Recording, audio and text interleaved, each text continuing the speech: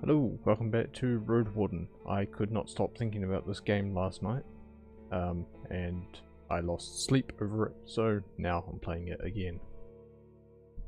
Because I just really want to, really want to play. Let's see. So I looked up where that third hunter is. I got spoiled on there being another village hidden. I have an idea of where he is and of the unlock conditions for him now though. Fortunately, it was something I was probably going to do this stream anyway, with hopefully healing the plague. But last time we found out a bunch of stuff. According to some rumors, Asterion has traveled to some unknown island. Okay. That's probably also where it's apparently also where Asterion disappeared to. But let's see. It is dawn at 25 days. We are heading for peat fields first. Or Gale Rocks. Do we need to go to Gale Rocks or anything? It's on the way. It's kind of out of the way as well. Cask of cider for the White Marshes. Matchmaking.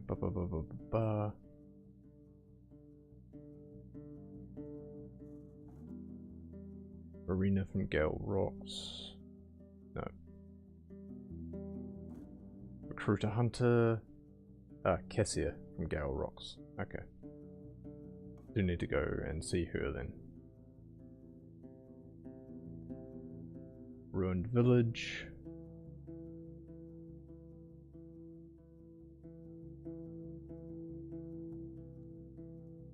Right.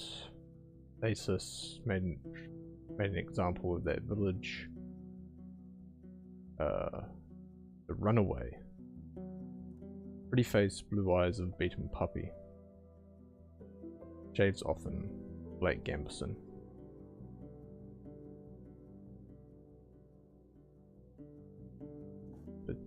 Okay, we do have something to do up in Gale Rocks then.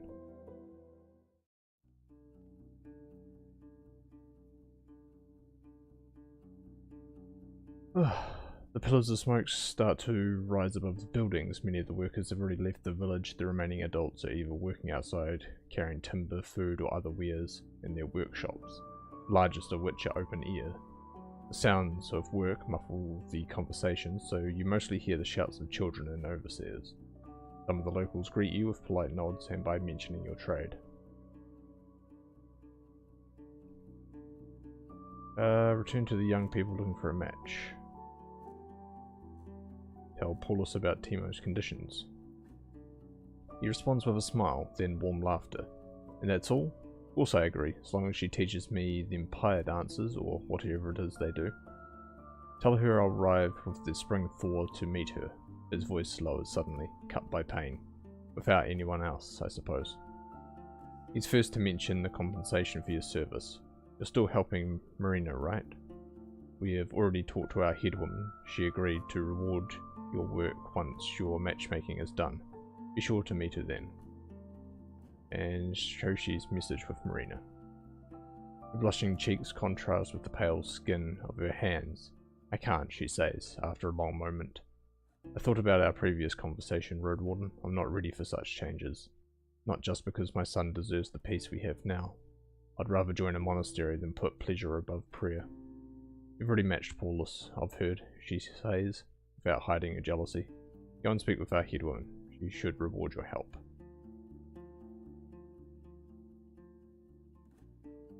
Okay, let's talk to the roomkeeper. You know who Cassia is. She needs a moment to think. Rufina's sister, Last time I spoke with her, she was a small lass. Okay, I'm looking for Rufina then. You get directions to one of the smaller buildings, which turns out to consist of only one spacious chamber. Like other caves in the village, it lacks sunlight, but the workbench standing Right next to the entrance is well lit by an oil lamp. The old iron lantern is decorated with the shapes of seaweed and monstrous tentacles. On the counter you see threads, scraps of clothes, old tunics and some boots. Behind it is a mature woman, though you can't precisely guess her age. The flame dancing, because of your movement, distorts the shadows cast by her wrinkles and large nose. Her bright red tunic is light, made of something lighter than hemp or wool. The sleeves end at her elbows, allowing her hands to sew to give her 2 pieces of fabric. Greetings.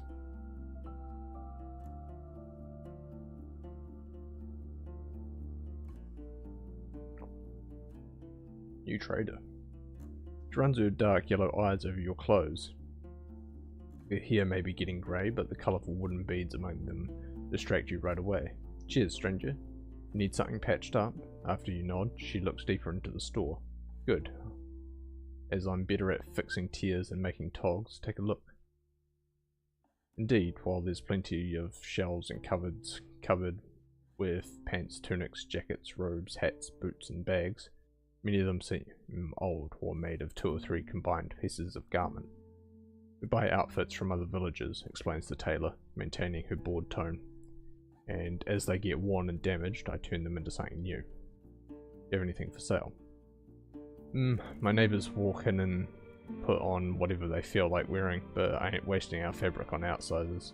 Maybe you would like some jewellery? When you mentioned you would rather take something useful for a traveller, she hesitates. Well, if you really need, I can pack you with some old tools of mine. That would help you fix your armour and togs without anyone's help, though it ain't as easy as you would think. Discuss prices.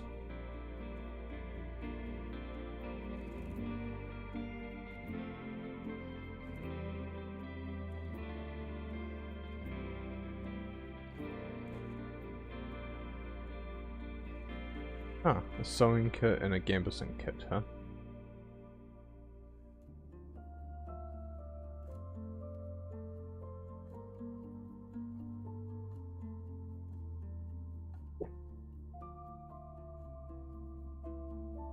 I feel like I don't really need any of this at the moment. But I might buy a better outfit when I'm back in Howler's Dell. Then it would be worth actually buying a sewing kit to keep things. What am I trying to say? Sewing kit to keep it in condition as opposed to my rags. This bone ring looks like something from here. She moves it to the light, widens her eyes and speaks with melancholy. I made it myself, I did, as a little lass. For someone who used to be madly in love, but is now taken by the storms. He was better at digging than sailing. He puts the ring on the counter. His wife is still around though. Leave it with me for 2 coins, it'll mean a lot to her. Take it.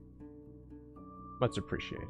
He takes out 2 dragon bones from a box that's indistinguishable from the one with fasteners, then leaves your ring on the counter. I'm going to learn more about Cassia, the guard. She puts away her tools, leans away and meets your eyes. You try to hire her for something, alright? She's difficult. Called herself Flies. Said with a strong voice and confident chest, can take one far, but it ain't a good path in the tribe. Like all souls, she has good sides and bad sides, but is too afraid to admit the latter. We chat for a few more minutes while the tailor's words are harsh. She can't hide the sadness in her voice. Thank you.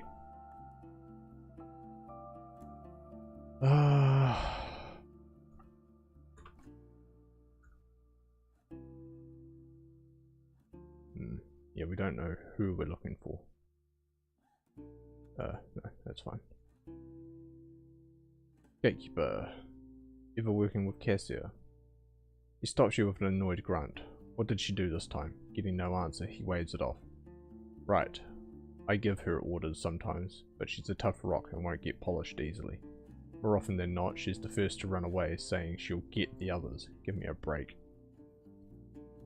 Okay, she's a coward.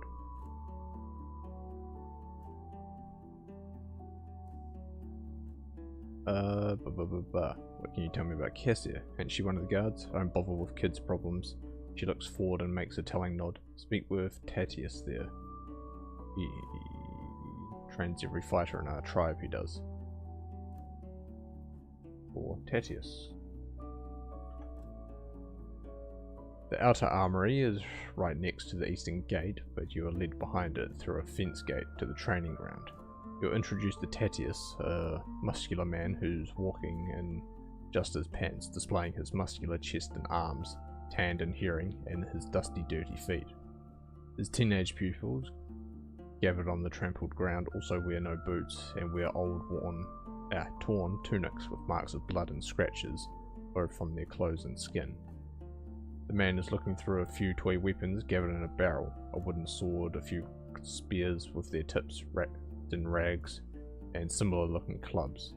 After your arrival, the man throws a spear to one of the younger kids, tells the others to get him like mad boars, and soon after that you hear a painful thud and cheerful laughter. He then offers you vivid red cherries, maybe the last ones this season. He may be just over 30 years old, yet his wide shoulders, unusual height, and straight posture make even his kindest words sound like a threat. You need something from me, Roadwarden? Looking for better equipment. And you came to the wrong village. We don't sell anything we've stored at our armory. We need these things for ourselves. When you mention dragon bones, he looks away at the fighting kids and orders them to divide into two teams, letting the assaulted spearmen rest for a bit. What am I to do with dragons? Buy blades? His chuckle, while fake, is loud, and moves his chest up and down. After you insist that you may want to think there's nothing for an axe user such as yourself to find here, he puffs out his cheeks, thinking, and exhales. You know what? Come, take a look. And you, he looks at the teens. A few minutes of rest, don't lose any eyes. You go to the armory's door, and after a few breaths, the man shows you a kite shield, so large it can cover half your shell with ease. It's a gift we received, but we don't use such a shape. It's too weird for us. You can buy it if you wish, or maybe you would like to grab some quarrels if you have a crossbow. We have enough of those. A shield. You're not used to using it in combat, but a shield's a shield, and I'd much rather have it.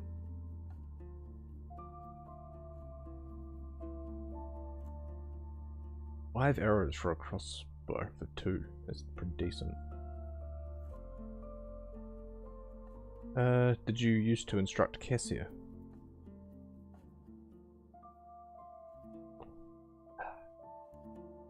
He starts to stretch his arms, giving himself a few breaths before he replies. I don't know what you want from her, but you would do better looking for another pair of arms. When necessary, I can put her to use, but she won't listen to an outsider, no matter the coins. Alright. The cook.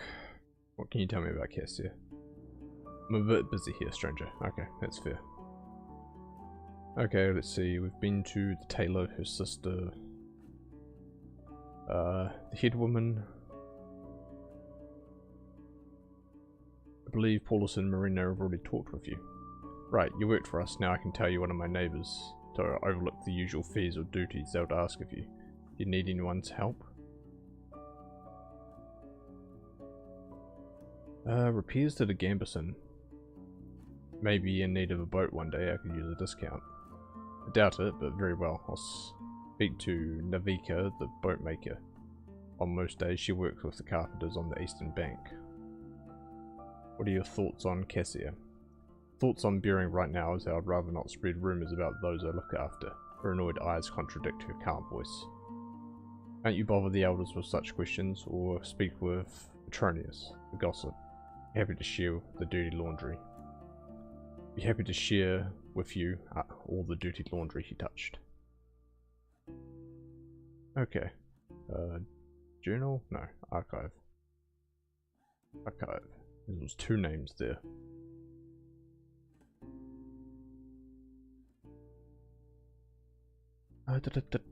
Navika and Petronius.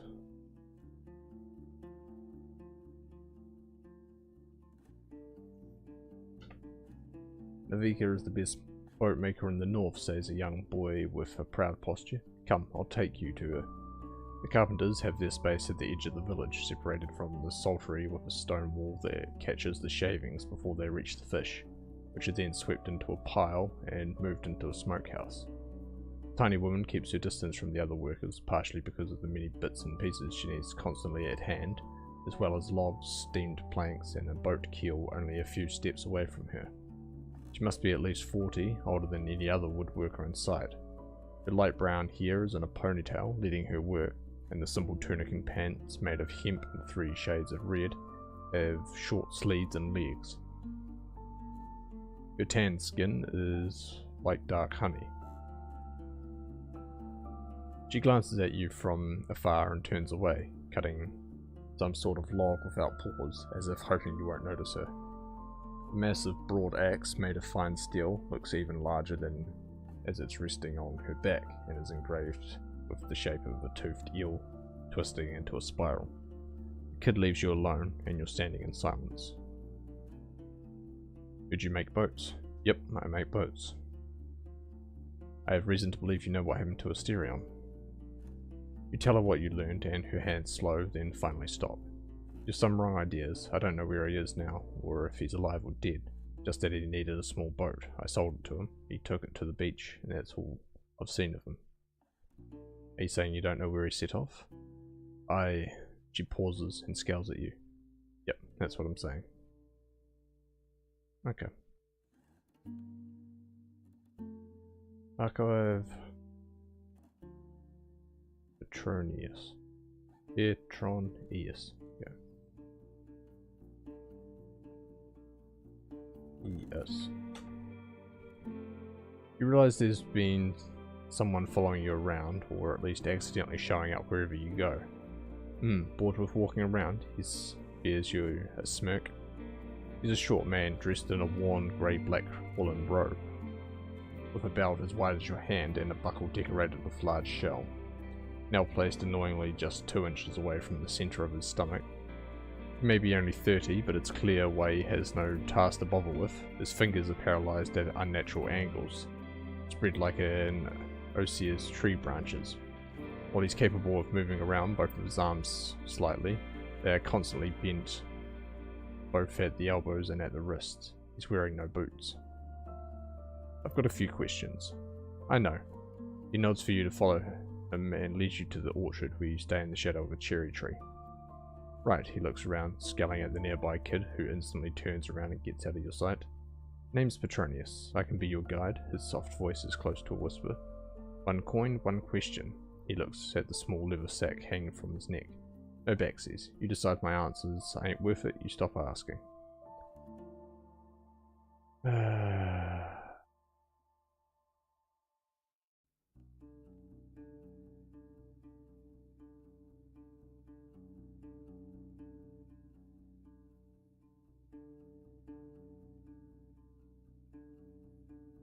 Is Cassia trustworthy? The opposite. He straightens up. Can't stop lying, can't stop arguing.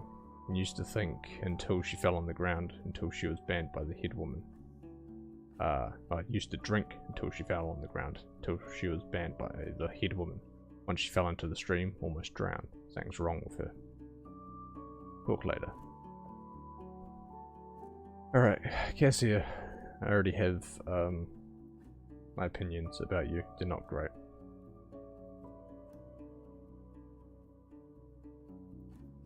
Finding her takes quite a few minutes. The other guards claim that she's patrolling the grounds around the village, but you find her sitting against the western wall. Once she sees you, she straightens up, greeting you with spread arms. An outsider, in our delightful village, her shout makes you stop long before you reach her. And how can I be of service? Do you need help with bloodthirsty beasts, or are the treacherous bandits chasing after you? Have you lost the taste of life? Her sudden laughter makes the pigeons fly away. Speak, speak. Dalit heard you'd like to be a huntress. Splendid, as long as you can promise we'll head to Porcia for a filling dinner first. I'm ready to leave first thing in the morning. Her voice remains loud, adding to her confident gestures and cheerful stance. She's wearing a decent gambeson, but it's lazily put on, without tightening the straps and cords, matching her loose, dirty short hair. She's large, both tall and wide, but has a prominent stomach. The only weapon she's carrying is a club longer than your arm, and she swings it with enthusiasm. Her dark yellow eyes are as large as dragon bones, but you can't read much from them. Tell me about your talents. Where am I to start? She raises her club above her head. I can crush, I can smash, I can catch, I can dispatch. She takes a wide swing and steps forward. I tore out the first harpy head when I was 8. Bare hands. She shows you her open palm, twice the size of most humans. Troll hands, sister calls me. Till She hits the air between the two of you. Are you not satisfied living here? Great home, great people, she assures you. Great fish and salt, but the beasts, the space to grow. She moves her right hand in front of her eye, holding her thumb and index finger just slightly spread apart. Tiny. Fighting is one thing, but the wilderness takes cunning. You catch the glimpse of her hesitation when she narrows her eyes, but she soon returns to her loud self. Are you this eager to hear the tales of my deeds? Want me to tell you how I lifted the curse blocking the mountain trail? Or how I led all them Saurians away from our pier? About me, this place. She kicks the wall next to her. Would have fallen long ago. No more questions. Okay, well, it's a waste of time. Literal waste of time. Okay, let's head.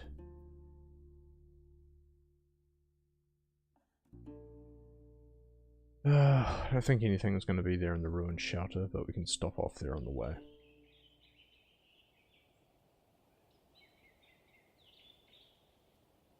No, nothing more there. Old forest garden. Spend half an hour foraging wild plants. How much time do we have to spend? Let's see, it's an hour and a half. About 3 hours. 5 hours.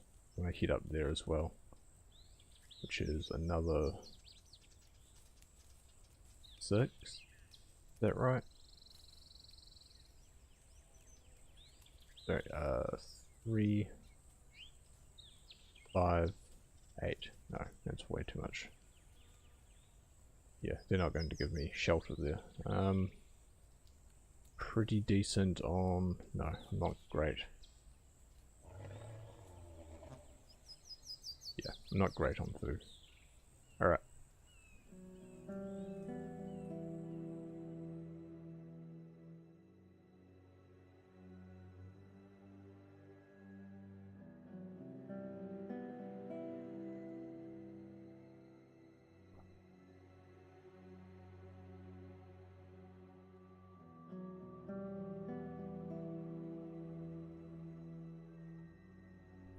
Poisonous yellow dust that withers the plants. Interesting.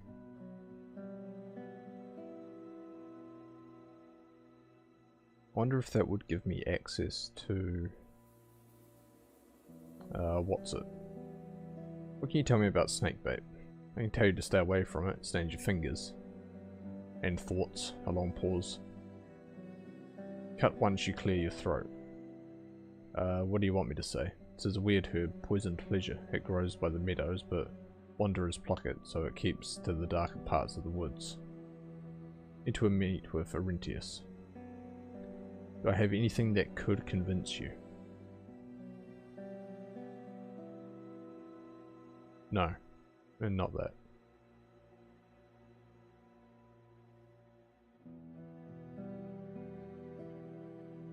What if that withering dust is... okay, if I quick save, if I just buy the withering dust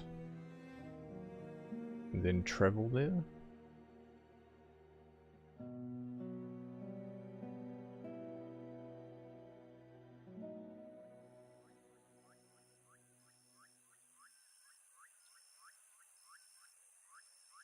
No, okay, I can't do it that way.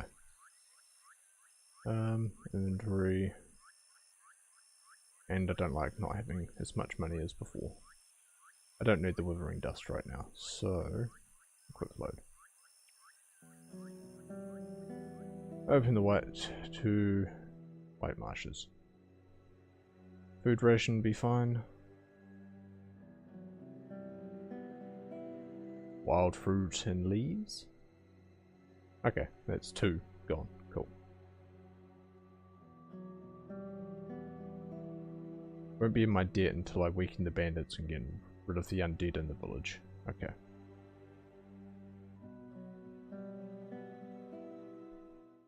Alright, White Marshes.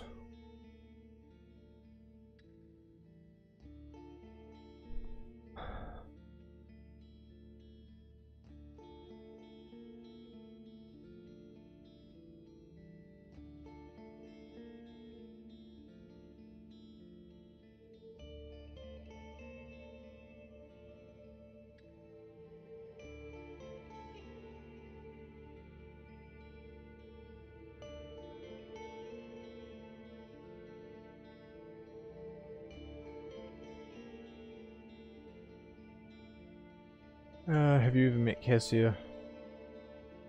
I know many great warriors from her tribe. There's this one bunch, but not a single tale about that woman has reached me. Okay, delivery from Foggy. With an open mouth, he steps away, looks around, and frowns at a woman who's scowling at your gesture. I don't need it no more. Take it out for our village. He raises his voice, but can't hide his hesitation. You're not getting your dragons back. I wouldn't ask. The path from Foggy's is long. Take it back to her and drink it yourself for all I care.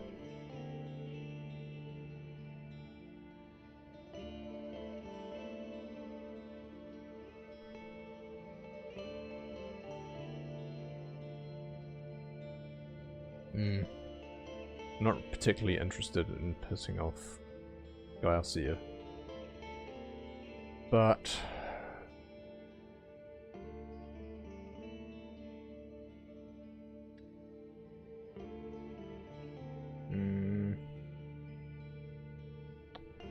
no, I don't want to just like be a gossip around all this stuff. Okay, well I have shit to sell now, I guess. God, I hate White Marshes so much. Okay, I have how much time left? 6 hours, 45 minutes. That would take 3 hours.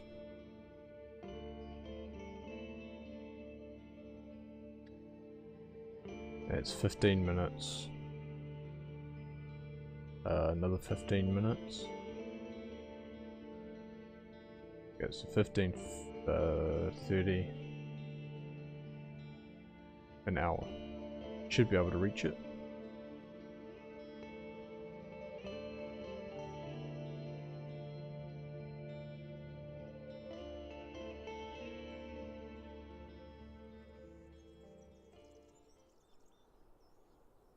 The road is still covered with the peddler's leftovers, as well as all the leaves and branches on the ground, but at least the beast is nowhere in sight. Even though there are fresh paw prints just nearby, your plan worked just fine. Let's hope the locals won't be upset about the wasted fruits. Okay, that's good. That guy's left now. Hit by the cold, howling wind, you adjust your cloak. A few monks are training in the yard, clashing their wooden staves loudly. Colourful smoke leaves one of the cave mouths. Call the monks by hitting the sticks and the drawbridge lowers. Ailey gestures for you to enter the storage house with his bandaged hand. Warden, he nods. Is all right? His young companion is right next to him, observing your palfrey. I saw Arentius' ritual. He strengthens his weak spells with blood magic. During your report, Ailey avoids Decima's piercing gaze. That would clarify some doubts. His tribe was always weak on Numa, but from what thou sayest, he's not a sorcerer, but a madman. He finally looks back at his companion. His voice grows stronger, and we'll need to take it to our prelate. Okay, that's it then, no? Dell is 1.5 hours, okay.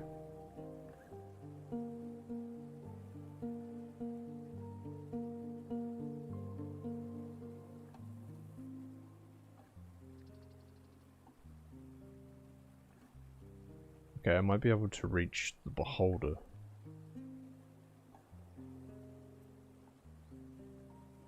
I can reach the beholder today and then head to Howler's Dell.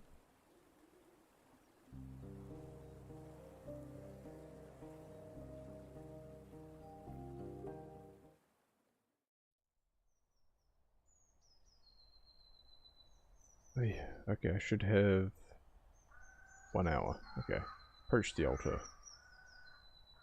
Offer a magical item. There goes Asterian's cloak.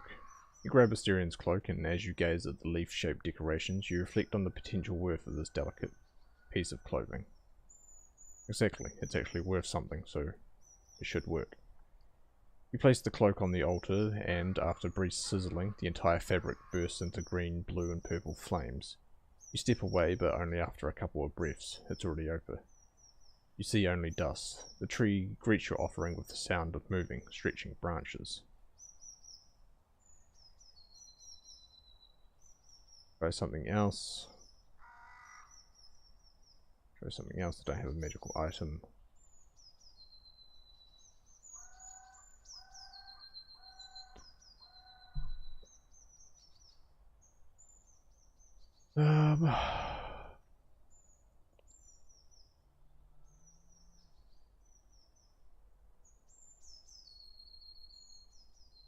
Much as I can before I faint.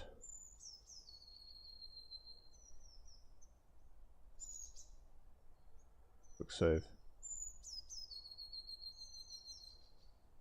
Your blood spills on the altar and sinks into it before it gets to the edge. The tree greets your offering with the sound of moving, stretching branches. You try to ignore the pain and prepare water and bandages to take care of the wound.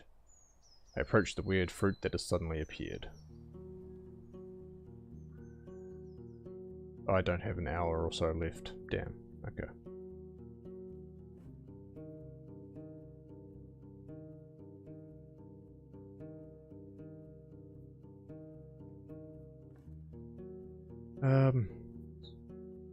It appeared in just a couple of moments, transforming from a button-sized sphere into a large fruit. While its shape and size resembles an apple, it's also pale, entwining the whites and greys of bone. It's divided into a number of slices, like an expensive toy made of marble.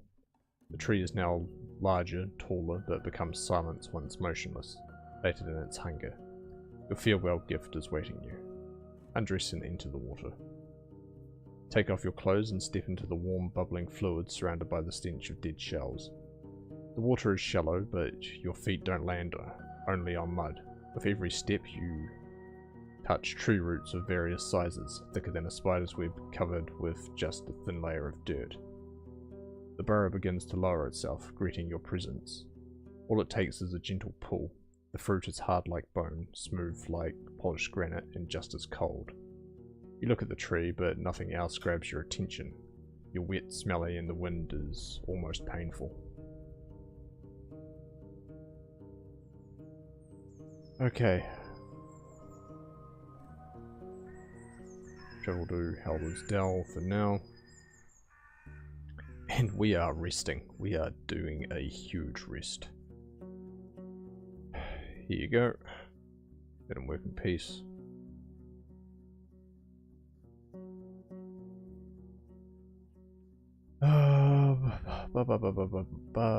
The tailor, Gambeson's fine. Look about fancy clothes again. Fancy robe. Make you look like a merchant, maybe. Good luck.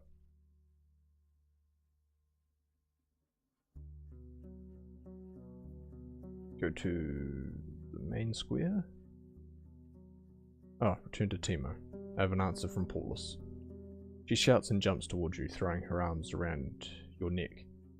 And I had such an awful day, thank you. With tears in her eyes, she steps away, though your clothes and cheek are already covered with droplets of water. Of course, nothing is said for sure. Her calm words are betrayed by her excited tone. I'll ask my uncle Akikos, to not be so rabid when he swaps dragon bones with you. Hey, that's good. After another few minutes of her insisting that you have to come to the wedding, if it occurs, but nothing for sure, But you must promise, but who knows, but you must be there. You leave her with her friends. Oh, that's good. Okay, main square. Trader stalls closed. How's the mirror?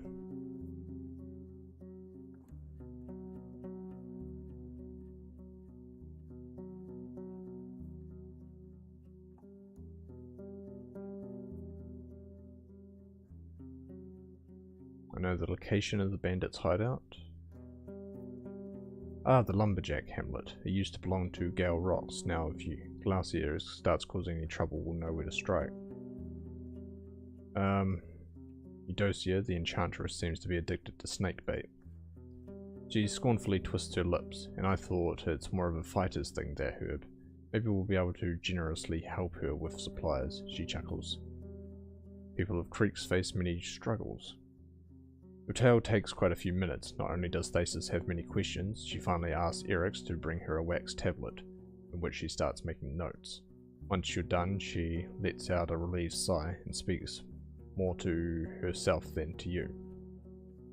If it just so happens that the tribe will need my help, I'll be prepared to answer their call. She looks you in the eyes and smiles warmly, then closes the tablet loudly.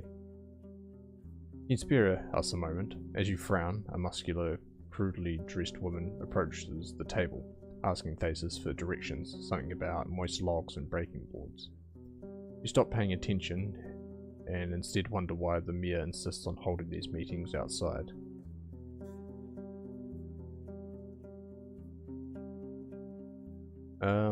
It's a theatre. She wants to show others how much she cares. Great jobs, she sends off the worker with an encouraging smile, though when her eyes meet yours it shifts to a challenging smirk. Work. She sighs with relief and gestures for you to follow her to the creek. The light dances on its surface and you can't miss the fact that its humming conveniently camouflages the mayor's voice. I have a perfect task for someone of your trade. Behind our northern gate, you'll find a road that leads to a coastal beach that used to be occupied by our fishers. Hit by a cold gust of wind, she adjusts her cape, covering her neck. That hamlet allowed us to watch the sea, and every 10 days we had as many fish and crabs as we desired, without the grace of the villages in the north. She looks into your eyes. However, an earthquake led to a rock slide and has made the road impassable. We weren't ready to clear it, and now almost a decade later the route is too unknown for us to risk long journeys. She raises an arm and to place it on your shoulders. I allow her. Her gentle hand is as light as a leaf. The druids have convinced my people to accept the way it is, the will of the wilderness. She smells of roses. But enough time has passed, the road grows desolate, and we need to put our trust in ourselves. Help me clear the paths and my neighbours will follow. If not because of their ideals, then because of their stomachs. As she steps away, her fingers stroke your neck gently. The more time we spend on the road, the more monsters will hunt us. With your palfrey, you can save us from danger, help me retrieve the hamlet, and you'll prove to me that you're a friend of Howler's Dell. Start by riding to the buried pass, see if there's any lairs there that would need our interference. You're asking a lot for a scrap of parchment.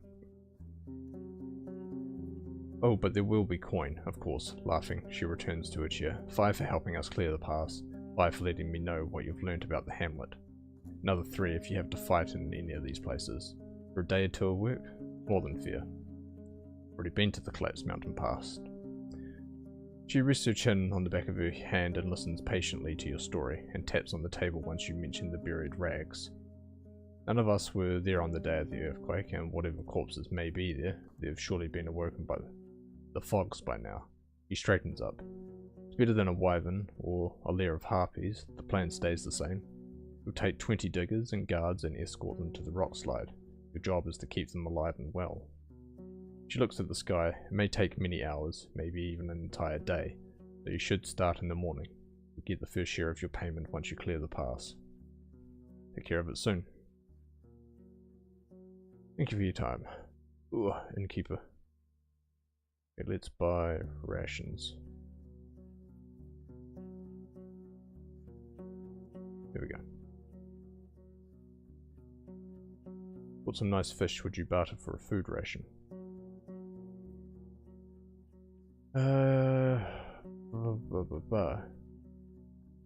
Give you a healthy meal for each one. I've got 2. Sold 2 fish for food rations. Cool. Thanks. Innkeeper. No, sleep. Here we go.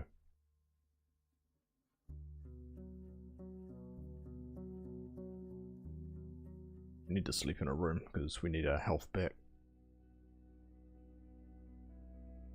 Hardly any light reaches the ground through the clouded sky. The deep night, as some people call it, so dark that you can't see the fingertips of your extended hand.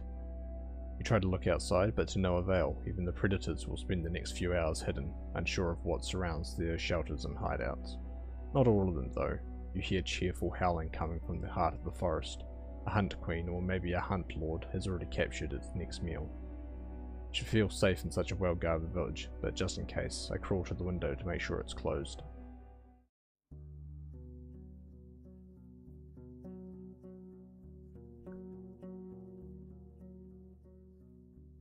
We can talk to the trader on the way back, I guess.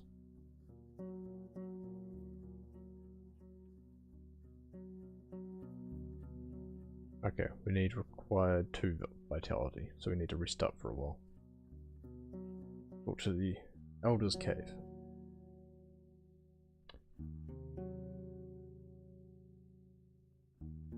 Two ibexes, a male and female, are lying on the rocky mountainside. A gentle wind is brushing their fur.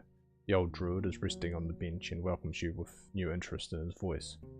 Words of the help you've shown to my neighbours from Howler's Dell have reached me, traveller. Good, very good. It's one of those critters of yours brought you the news. Moronic, animals do not speak, not even the large beasts. You see a playful spark in his eye. I have the fruit you've told me about. He straightens up and takes the fruit gently, then carries it to the cave. When he returns, he bows his head to you. I'm astonished, traveller. I am. It must have taken a lot, but we're almost done with it. Return to me once you're ready to take me to Old Pagos and back. But no later than early afternoon. You may help us push away the wild animals, but I'll be too weak to protect us from the creatures of the night. We need maybe even 6 hours. What can you tell me about snakebait? He needs only a breath to recognize it. Ah, 'tis snakebait. He leans in a bit closer. It's not that rare, and many people need it. You learn that it's infamous for its alleged power to lure serpents and saurians. When consumed in moderation, it makes a shell more responsive to stimuli and makes periods of sleeplessness easier to bear.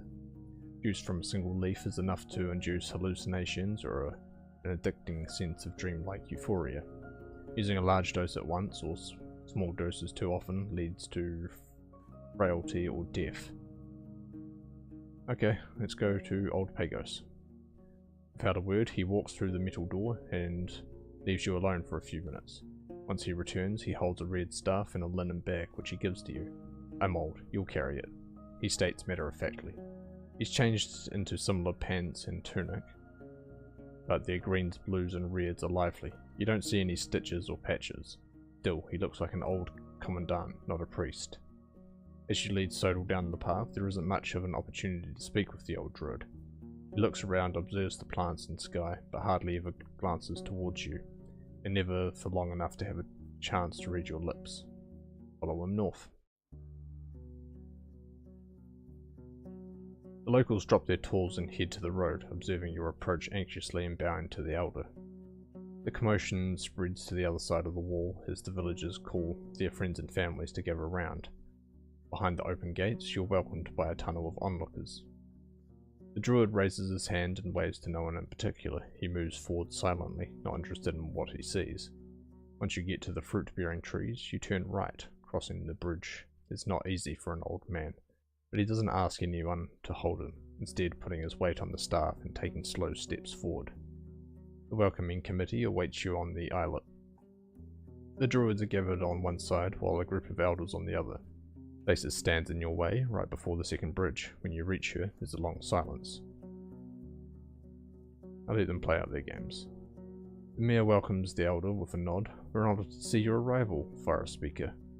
I hope you do not want to leave us already. She puts her right hand on her chest and chillingly titters. There's no trace of her city accent. The elder's tone is both firm and polite. I'm not here. If there had been another path I could take, I would. He looks around, observing the nearby faces. I'm glad to see you in good health. This place does not need me, and thanks to this stranger, I can reach the people in great misfortune. Good day. Elpa steps forward, with fingers clenched around her staff. Beholder has been awoken. Our people have the right to its seed. You're robbing us of a fruit for which we've been waiting since spring. Her cadence is indistinguishable from your companions, and you notice their stars have an identical length. Don't intervene. The elder responds without looking in her direction. To think you would dare to claim our holy totem as your belonging. Your soul is marked with corruption, as he points at her with his staff. His hand is shaking. It was the Roadwarden who awoken the swamp spirit through true sacrifices, saying that your soft beards and colourful clothing have made you forget about. The man sounds like a disappointed teacher, and you realize he has heard the druidess voice without looking at her lips. You who believe you deserve the seed do not understand who you are, how lost you are. He moves his staff around, pointing at various faces. He wants to move forward, but the mare puts hands on her sides. In her eyes you see an unfamiliar glimpse of fear.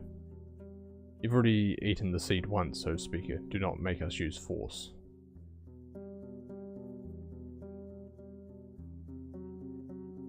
He knows what he's doing. A good minute passes before the elder speaks again. My wife welcomed you to this world, Thasus. I myself voted to use the seed to heal your weak bones. I cannot believe you've fallen so far. Our journey illuminates, no doubt, but you're a brigand. Only you can hear his side. Enough of this. Begone. He doesn't wait any longer. He steps forward, and the mare gets out of your way, observing the two of you with fear and fury. You cross the bridge, then the open gate. The man returns to silence, but his back is bowed. His back is bowed, shoulders drooping. Almost there. Almost there.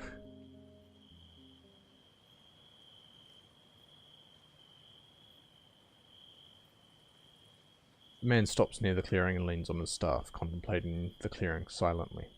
When I was but a brat, nay, but a burrow was trimmed without greater purpose. Nay, only for humans, both for the trees and land, pinching the spirits was a misdeed. He turns to you, observing your lips. I've heard tales of great sages, from before the days of emperors, who restored such lands with a single spell, brought them back to life, helped us find forgiveness, the right path. But where are these sages now? Those are just story. He glances at the dead trees, made up by those who dream of salvation, but do not know what they need to be saved from, who think there's a balm that will cure a soul, the fate itself. He resumes his walk. I follow him.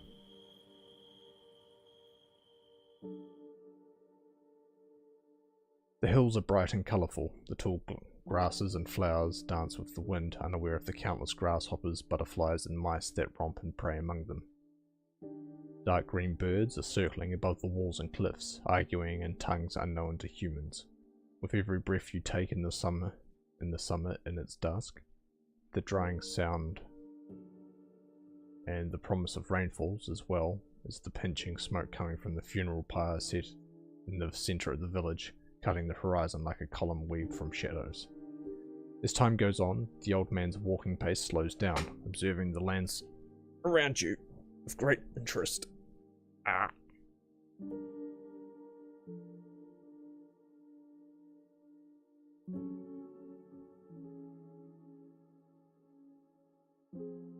His keen eyes stop on trees, bushes and flowers, though it's crops on the plateau that make him stop for a bit. After a minute or two he speaks. The plants want to fall. They need more than 2 rains. The farmers need to come out right after dawn. He doesn't look at your lips, just turns around and approaches the second ascent, once again slowing down to climb it without your help.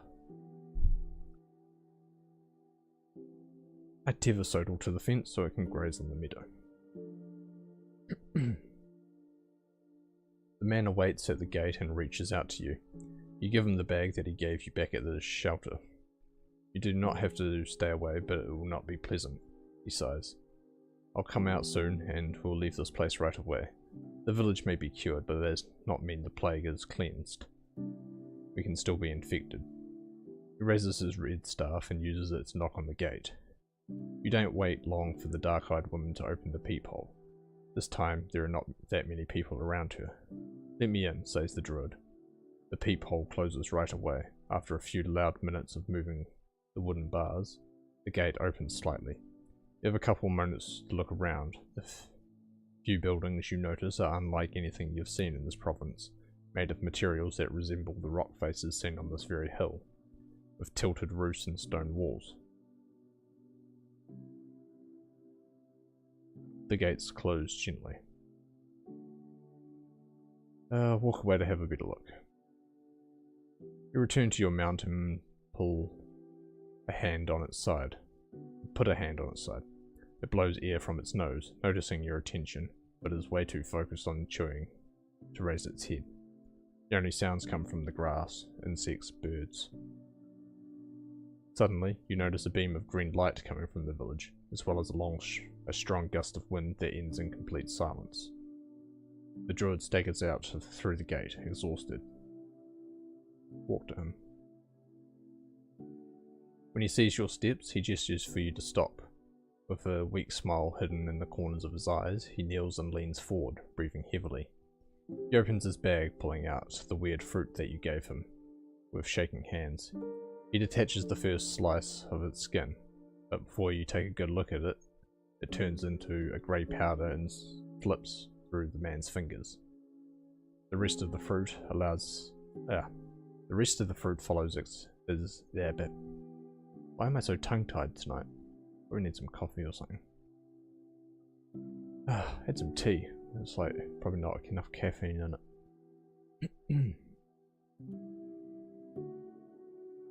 But before you take a good look at it, it turns into a grey powder and slips through the man's fingers.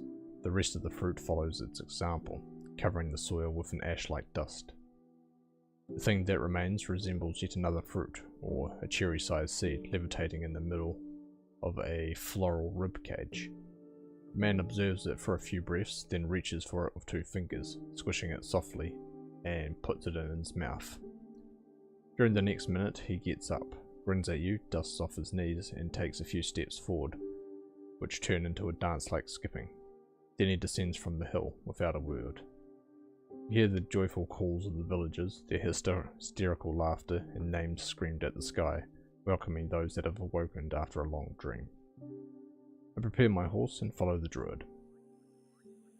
For the first hour, the elder swings his staff around like a conjurer in the marketplace and hums to himself like a drunkard. His walking pace remains stable.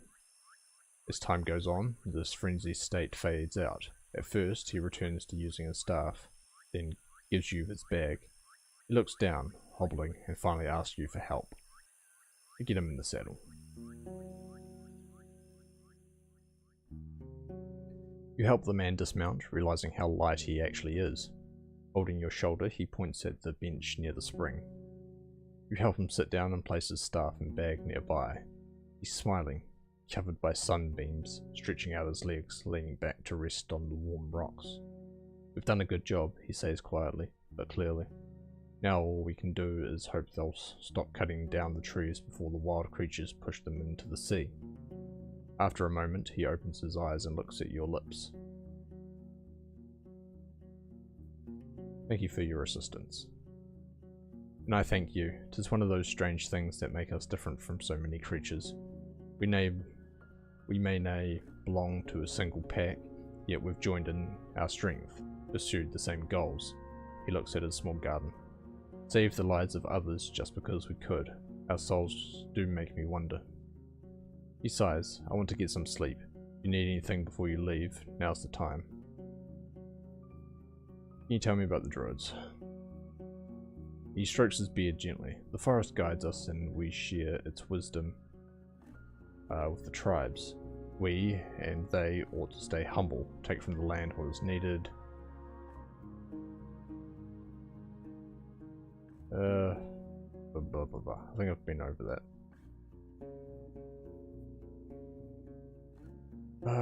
What was it? Forest speaker? He nods. The voice of the forest guards, the soul carriers. Those who bow to the trees will now suffer from wild creatures. He smiles, looking at you with sky-like eyes.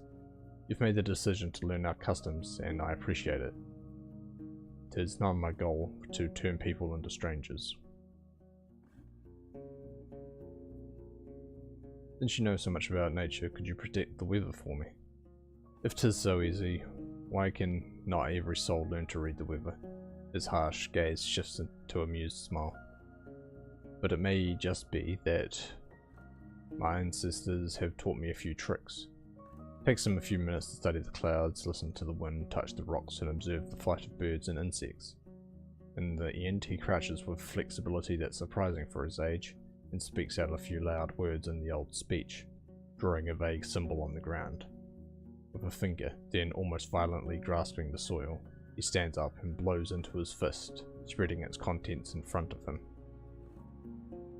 He nods towards you. The wind will be gentle, and the light will hide behind the clouds. Looking for a job. I believe your goodwill, and I'm in need of your help. He gestures for you to follow him to the pond.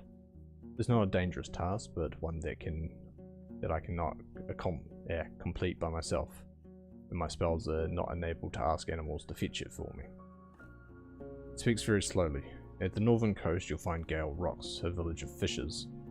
One of them is in my debt, and I want you to collect what's mine. You ask him about this debt, but he doesn't look at you. He points at a shiny large fish with orange and gold scales that's swimming just nearby. This gorgeous creature is an empress carp, one of the few animals that thrive both in the seas and the lakes. I wait for him to look at me. You don't know where the man found the large worm that he now drops into the water, feeding his pet. Go to that place and find Photios, his young father, and ocean folk with scars on his neck, which he will not hide. Ask for a male empress carp, but beware, I need it alive so I can mate with the other one I have. He stands up and approaches you. I do not sleep on dragon bones, but there's neither in my blood. I'll use some of that to heal your wounds, though no more than once, that's fair. I agree. Okay, Yes, to Howlersdale.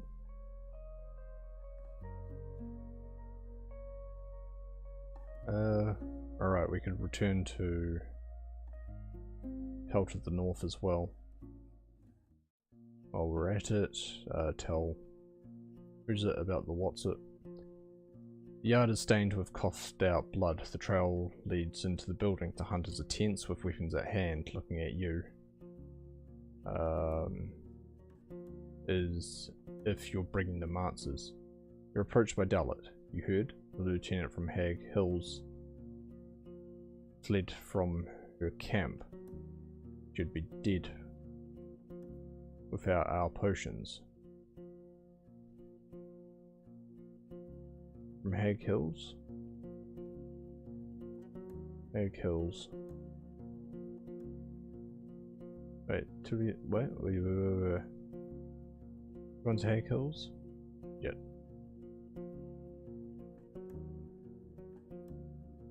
What happened? A troll. There's a hint of shame in her voice. She says she stopped it, but not before it tore the other soldier to pieces. We didn't speak with her. Oh, from actually over there. Okay. The innkeep greets you with a nod, then his eyes lead you to the bench in the corner. Tulia is sitting with her head resting against the wall, heavily breathing, with clean bandages on her neck, arm and leg. Next to her are 3 small bottles, all of them open, but your nose catches no scent of ale. Gambison is on the floor, now more of a rag than armour. As you sit down next to her on the stool, she opens an eye, then another. Her smile is empty. You need my help. I know how I look, but Numa is already flying in my blood. I'm good.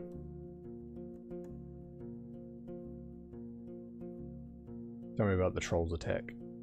There isn't much to say. It came in the early hours. We threw and shot at it anything we could. After it broke through the gate, I had one last arrow left. My subordinate, her voice is bitter, gave me time to aim. Now he's gone. Did you manage to burn the other soldier? The sorrow in her eyes makes the shake of her head redundant. Reward is at the camp? After a brief scowl, she looks down and shakes her head, snickering weakly. I knew you would ask me that. Yeah, it's all there. It's all there. I took everything of value with me.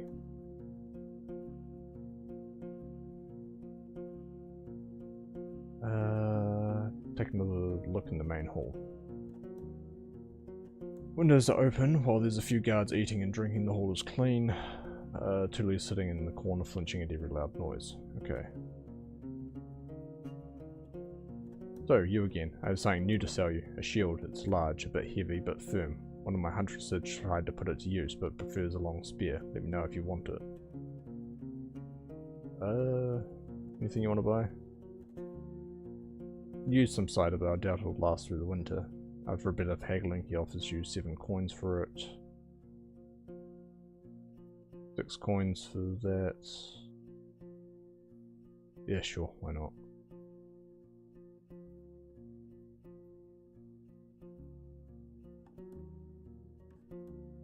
Sell it to... No, we'll probably sell it at Howler's Dell later. Show me your wares. Okay, we already got a shield. We can buy 3 rations there. Okay, outside.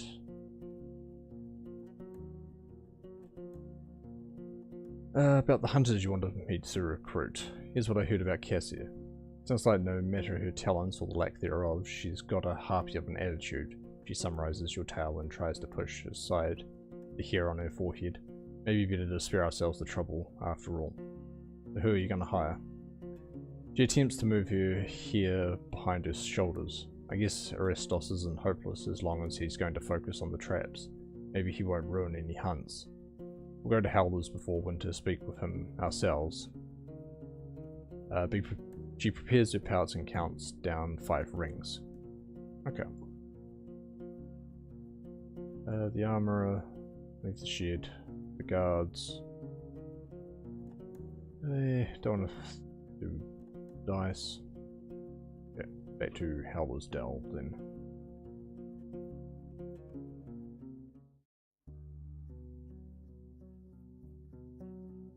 Once you're done with the unpacking, 3 armed men show up behind you. Their gambesons are tightly fastened, eyes grim. She wants to see you, says the man with braided beard. He's holding a large stone mace, and you'll come now. After you then. You're surrounded by curious glances and worried whispers. Thesis is in her usual spot, holding a mug with both hands. It doesn't have to say a thing.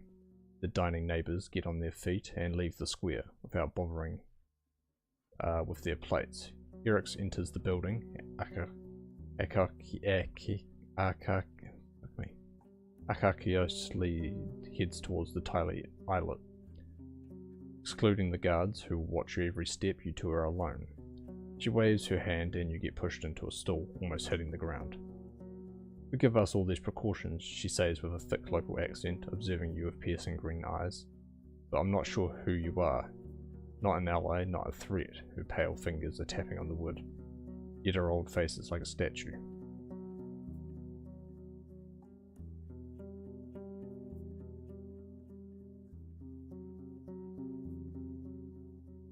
I'm a Roadwarden. The people of old Pagos called for help and I answered. May they keep their scrap of the land safer for the sake of all of us.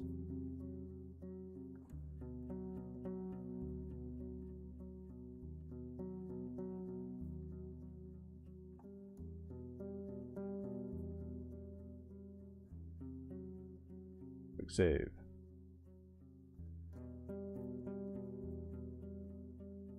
Wouldn't forgive myself for sacrificing this many lives. You can spare 1 magic fruit for all of them faces. I'm a Roadwarden. Your view of the peninsula is off. You cannot help us or yet stay on the side. When some of us gain, others lose. You took away our treasure, and now one of us will die because of it. A sick elder, a weak child, a hunter who can't be healed with a spell. Your eyes narrow and keep piercing through your skull. Would you push one of us from a cliff to save another village? How about killing me? How many lives am I worth?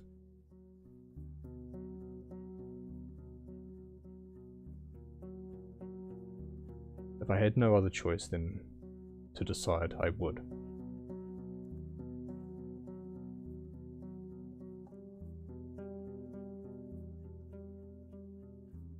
You think you are the one to make such calls at our expense?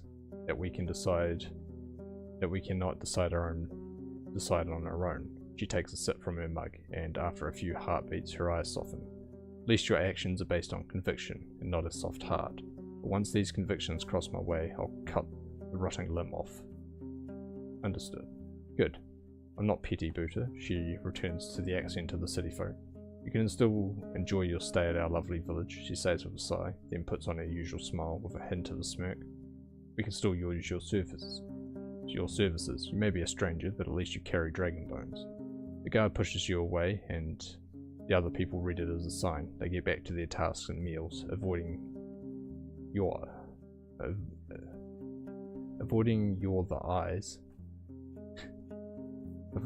eyes, and the air gets lighter. Look around. Approach the inn, blah blah blah blah. Hey, the trader. How's your potion? How's your daughter? Did the potion work? She's fine. Brought back her first lizard, and no thanks to me. He exhales. She did accept my help, a burnt bridge, but had a chance to talk with her. He scratches his head. At least now I can heal myself when we get swarmed by the undead, or brigands, or goblins, or the unites, or whatever it is we're afraid of now. Stuff to sell. Where did you get it? From mice and creeks. You don't know, say. His long fingers brush the hair of the dead creature. They're learning. We buy furs from Pelt for 7 rings. Deal. What else are you hiding? We make our own cider every year, but Foggy has a hand for hard drinks. Only one though. He lets out a nasty chuckle. Give you 5 rings. No. What do you have for sale? A new battle axe.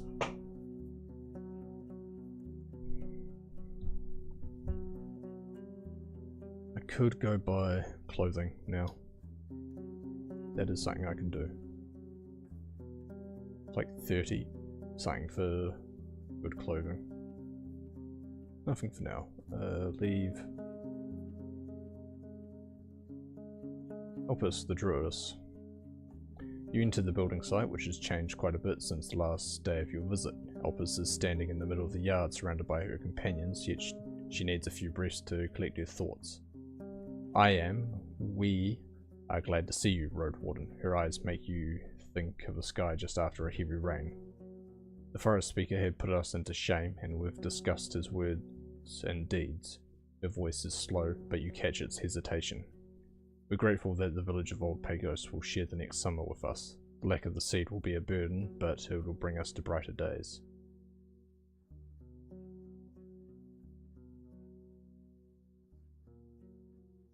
Lasis hopes to start negotiations with the Merchant Guild. What are your thoughts?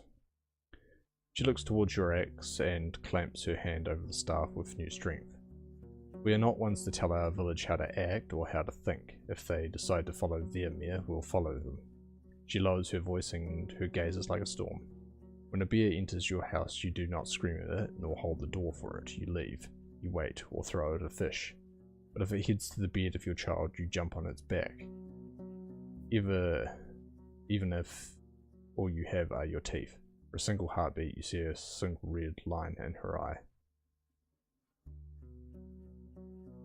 She smiles gently. Yeah, I need some healing. Need healing. There we go.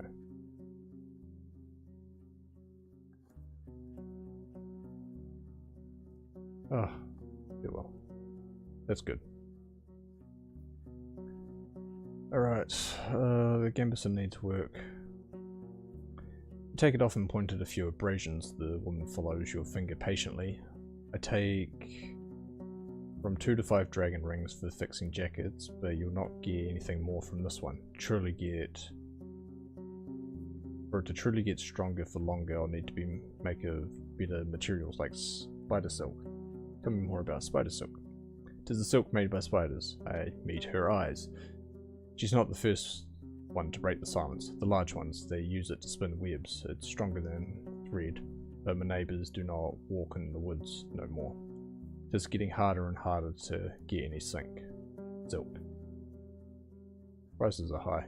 Aye, as high as my work's worth. I'll think about it. Find your own silk for a better price.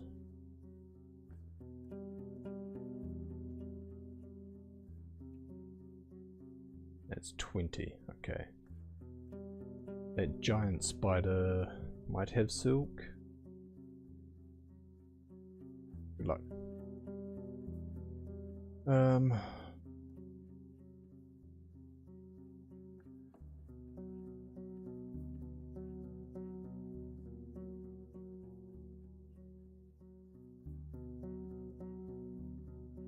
Have to get through the heart of the forest again.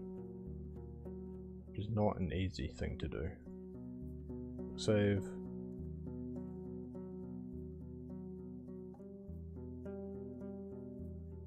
I need to think about what to do about the burnt down village. We're standing in the middle of the islet, taking a good look at the village. The locals follow their daily routines. Children are playing tag, the trees are turning golden brown. You listen to the humming creek and a singing old woman. You can't see what's beneath all that. Home to raiders who led dozens of humans to their death. If you decide to act, you'll only have one shot at this. Starting a storm without firm support of the locals will paint you as a threat. If Thesis was able to keep her power despite her deeds, she surely has strong support. She may not yield to you even if you openly confronted. It'd be easier for me to get most of the village if I were to get most from the village if I were to let Steep House fade into the past. Could offer Thesis an alliance in exchange for my silence.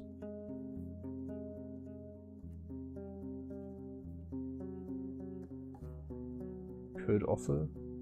Give her your thoughts, but it's hard to predict her response. If she sees you as only a threat, she may spare you little patience or mercy. No, second thoughts. Not ready to choose. I think getting the other villagers to ally with me and then forcing her out would be the best solution. If at all possible. Okay, we've got 3 hours left. I don't think I'm going to get through the heart of the forest in time.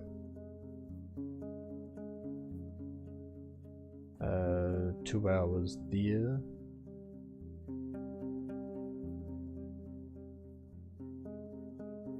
Hour 15 there.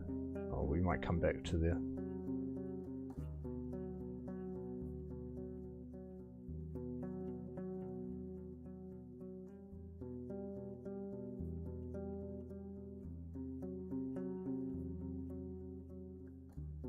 Yes,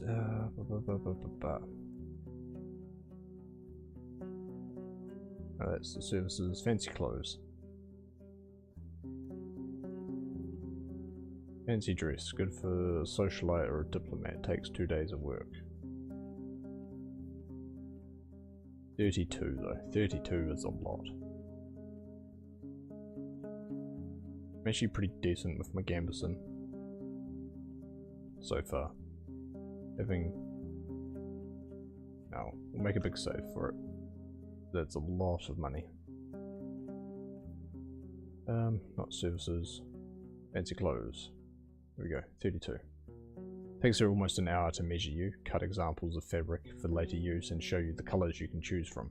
Finally, you're both ready, and with heart heavier than you expected, you count down all the dragon bones she asked for. Be back in 2 days or later. She shoves them into a wooden box. Begin to work right away unless you need anything else. Good luck.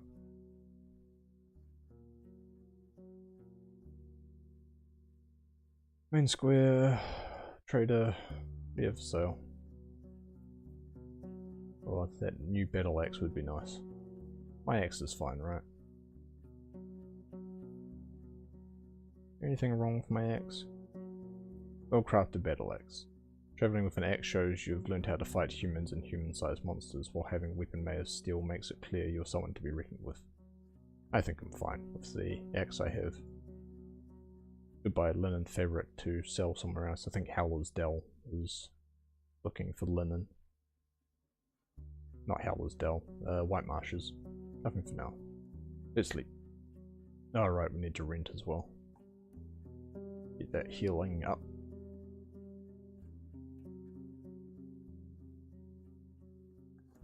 Spend the night in peace in a clean bed with tightly shut window and a warm blanket. In the morning you find a stall. We've read all this. Okay.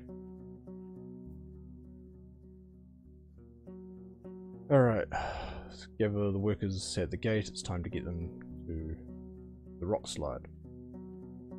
You approach a few guards and ask them to help you with the diggers. The mayor's orders are already well known in the village. Your companions to be are healthy, well-fed, and in most cases young.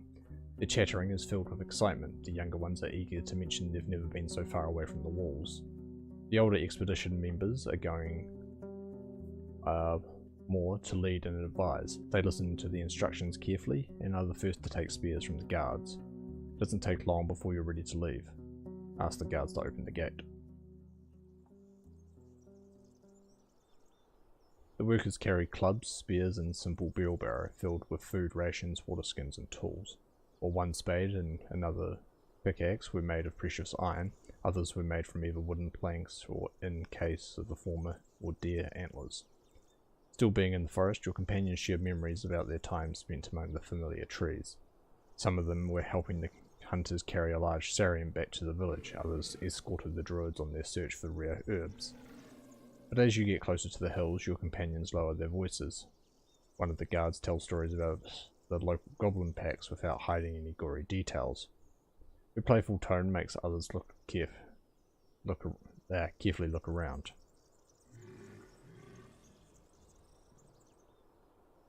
Help them relax. Change the topic to something lighter. You interrupt her and describe what you saw last time you travelled through the hills. She mentioned some thoughts on getting rid of the larger rocks, and the workers are eager to join you, correcting your observations by sharing their own experiences. For some time, you talk about the weak tree growing above the path. It could be safer to get rid of it right away. The air warms up and your companions once again start to comment curiously on what you pass on your way. You move forward. Let me wet my beak.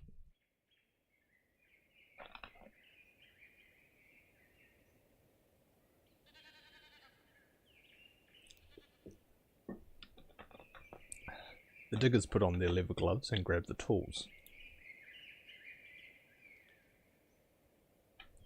They don't need you to provide further directions. One of the older men, whose arms are covered with healed claw marks, assigns tasks and roles.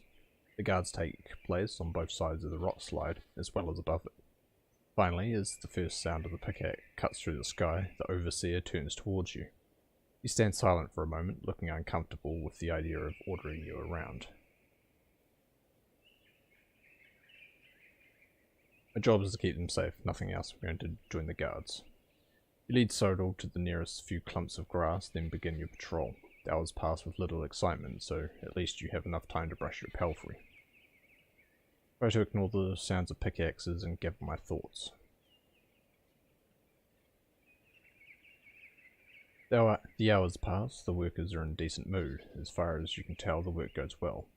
Time for a break. Everyone leaves their tools where they stand, then sit on the flat boulders. They take out their food rations and start to talk about their plans for the evening. Stay vigilant. You stretch out your arms and back, then go for a short walk. An ibex with long dark horns and thick brown fur climbs up the rock face not far away from here. It's leaning against the rocks for that seem too small to carry it, yet remains confident and quick. For a moment it gives you a silent look, not aware that, unlike most predators, humans know very well how to cause harm to distant targets. It jumps on tiny shelves and reaches the top of the wall, where it gracefully walks away. You approach Sodal, which snickers at you. happy to take a long rest in such peaceful surroundings. It bows its head and you scratch the bottom of its neck firmly. The overseer clears his throat, stands up and addresses you. So far no corpse, he rubs his skull with a grunt. But there was a boot, I have the leg walked away on its own. Better grab your axe, we'll strike as soon as we see it, woken or not. You ready?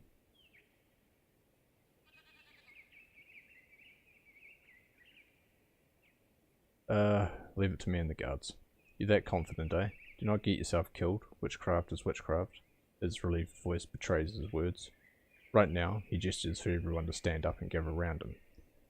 Do not move more than 2 rocks at once. Anyone hears anything or sees a bone, stop whatever you're doing and shout. You do not need adventurers. The workers move slowly, breaking and pushing and carrying away the rocks. The tension is palpable, but since all of them work at once, the progress is good enough. I stand nearby, ready to strike. Time passes slowly until one of the workers calls for help and you hear a couple of huge rocks fall to the ground. The workers run in one case, a crawl away from moving human bones. There's no soul between you and it. Though the guards are close and you catch a glimpse of a moving spearhead, you pull out your axe. Quick save. Dash in, strike it down. You crack the whitish skull, but the bones don't stay still, trying to catch you. You cut through the neck and the head flies away, hitting against the wall. The corpse stops moving, and you step back, taking a defensive stance. The crowd observes it all in silence, and after a couple of heartbeats, the overseer points at the corpse. The bloody bonehead has no legs. The shock loses its grasp. The folks get closer, and the first chuckle is followed by bursts of laughter. The loose bones scatter around, and old Digger gives you a pat on the back. Scary, I almost ran away. I smiled back at her. It sure was. The undead didn't even have its hips, and it was lucky to sit in an upward position. Was this wretch buried by the tree, or did it get trapped after it died here? Wonders one of the guards, and a digger responds by spitting on the ground. Let's hope no one was stupid enough to not burn their dead. The hesitant workers try to stay away from the bones, but then the overseer kicks the skull away, sparking another wave of laughter. He cups his head around his mouth. Now, there may be another one in there, and its legs may still be kicking. Grab your tools. We do not have more than an hour ahead of us. He turns towards you and nods politely. You know how to get rid of a corpse on the road, what to do. Religion is clear on this. Deserve dignity, we burn it. He sighs. Aye, hard to argue with that. Take 5 souls with you. He rubs his hands together, then raises his voice and starts to assign new tasks. Cutting down branches with simple stone axes takes quite a bit of time. You notice your tinderbox and gather it in old... You take your tinderbox and gather it in an old dry burrow, standing in the middle of a meadow, and cover it with broken twigs and bones. After a moment of silence, you step away from the burning remains. Without a word, your companions observe the unusual pyre for another minute. Move back to the entrance. At least there are no other undead in sight. As the end of the digger's work gets closer, they grow tired and annoyed, which starts a few squabbles. The overseer has none of it, forcing them to focus. Doesn't take long before the path is clear. In silence, the workers remove their gloves, clean their chests with water, and gather their tools. Prepare Sodal for the rest of the journey. A group of harpies follow your steps, but after half an hour they give up on you, seeing that you remain in large numbers. Your return trip is safe and the workers cheer up quickly. Keep an eye on the surroundings, just in case. Your loud expedition gets noticed long before you reach the gates, and the villagers gather by the open gate. Parents welcome their children, siblings and friends mock the presumed cowardice of their equals, and the kids ask for stories. For many of the members of your group, it was the first time they truly left their homes. Since no soul approaches me, I rode through the empty village and lead Sodal to the stables. As you're crossing the first bridge, a guard greets you with a smile. Mia will wait for you in the usual spot. She's glad to see that you're safe. You lead your mount to the haystack, and as soon as you loosen up the saddle, yet another person shows up behind you. This time it's the man with the large club, whom you previously met on your path to the priest, though this time he's wearing sandals. You're summoned by Elpis, the speaker of the forest, he states solemnly, and and you should see her right away. Why is that? 'Tis not me who they call, but 'tis urgent. Do not make them wait. He turns away and heads south with his club leaning against his shoulder. Okay, Elpis. Building site hasn't changed much since the last day of your visit. You see a druid practicing his breathing and making gestures as if he's trying to gather and move the winds. Elpis, his instructor, welcomes you with a nod. Starts to speak to you with the rock slide. She looks at the nearby workers. Even though they are engaged in their own tasks, she lowers her voice. And 'tis a good thing that you came here first. She spares you a polite nod. The hamlet should stay as it is. Haldersdale needs no growth.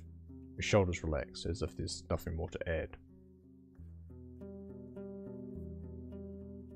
If you expect me to lie, I need to hear your offer. Tell me more. Our people need no more gluttony, no more opulence, no more creature can ever gain everything that it dreams of. And that's a hurtful pursuit, a run that breaks limbs. Her lips get thinner. Thace's heart belongs to Hovlevin. Give her what she wants now and she'll be weakened. When a day of hardship comes, she'll not have enough strength to accept it. So it's just politics. There isn't even a wild spirit to be afraid of. Without a word, she taps on her staff with her fingers. You expect me to lie, I need to hear your offer. Her eyes shine, lively as lightning. We do not trade, stranger. We do not beg, we do not brave, do not promise. We give what is deserved. We do what needs to be done. If your shell is not empty, you'll do what's right. Farewell. Main square. Approach the inn. Blah blah blah. Thesis.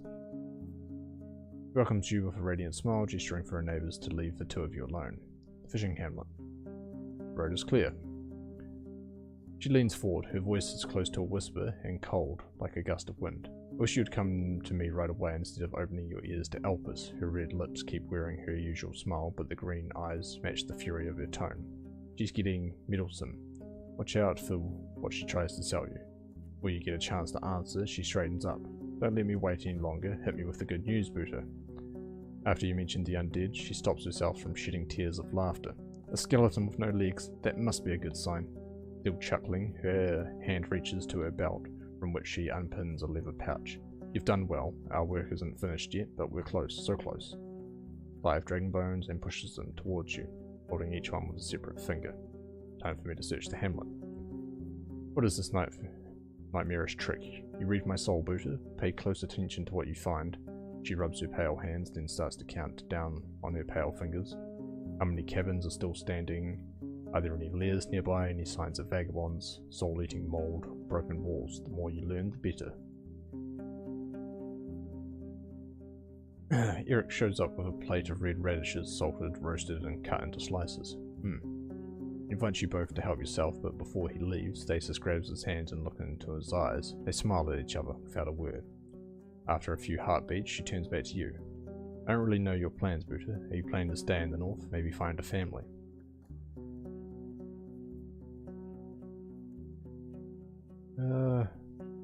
Maybe.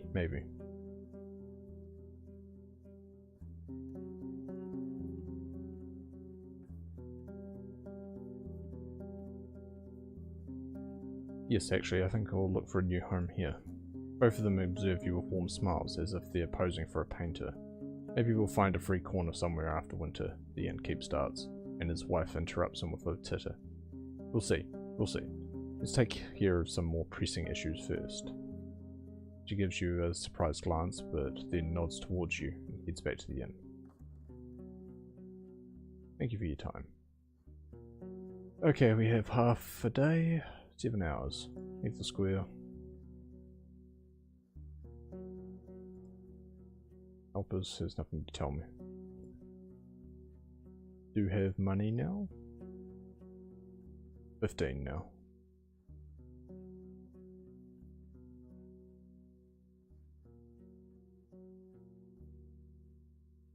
Yeah, if I want to head and grab the spider silk, then it might be worth going there. Then I want to visit the bandits. Can't What's it called? Glaucius. Bring you... Why are you afraid of Glaucia? Warden, I can't talk about her. His shoulders slumped, making him look like a wounded troll. I've got to look after the gate for her, or she'll hurt someone important to me.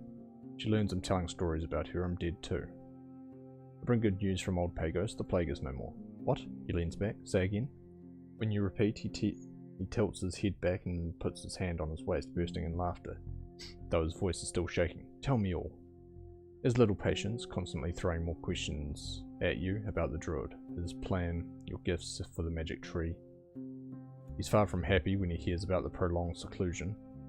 I guess it's fair, I'll stay here for some more time. I don't want to mess up stuff not as done as a bird. He smiles again. Thank you, Warden. Your soul carries duty like no other. Bashal's died somewhere in the heart of the woods. Shit, he says, but then nods with acceptance. Too bad. I'd rather have more strong hunters around. But seriously, you're tempting the forest. Nah, he waves off with a smile. Once he speaks, his tone cracks. Where would I go anyway?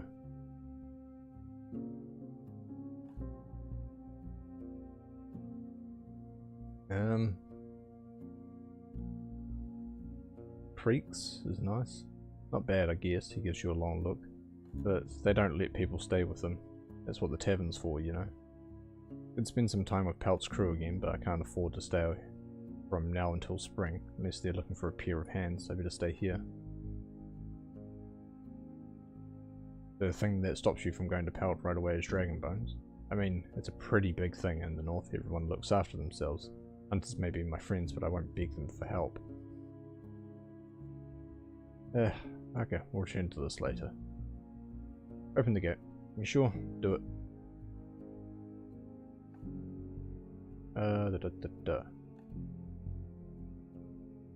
Edge of the woodland.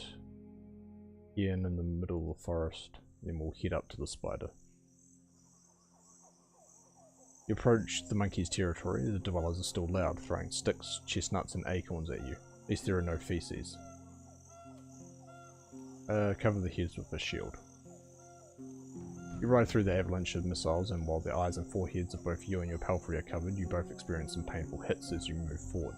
Thankfully, the monkeys don't chase you for long, and after maybe a minute, they stay at the edge of their home, only yelling at you. Take a deep breath, noting to myself I should clean my shield if I pass any streams.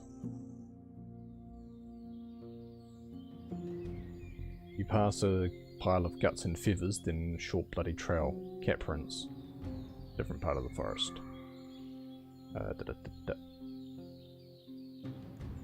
Painted boulder? To the east?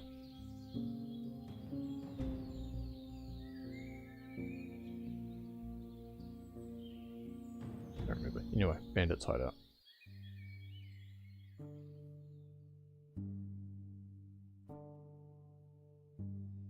A few men are discussing something at the gate, but full quiet once they notice you. The highwaymen nod politely to you, and even though their weapons are at hand, they keep their distance. Into the hamlet.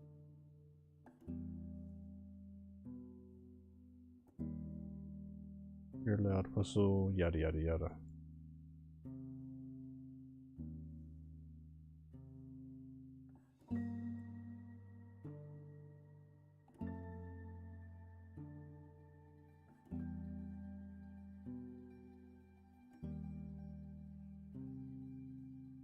Okay, this was a waste of time. Quick load, maybe?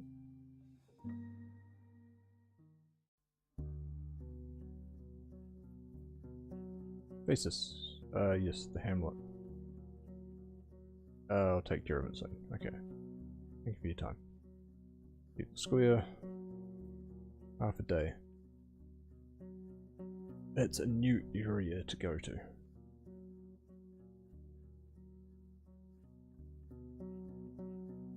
Is it worth? I just really just quick saved over my quick save. I'm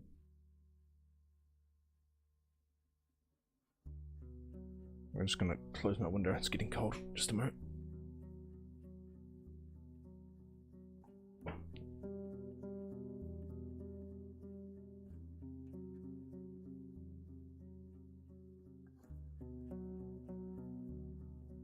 We are slowly getting into autumn.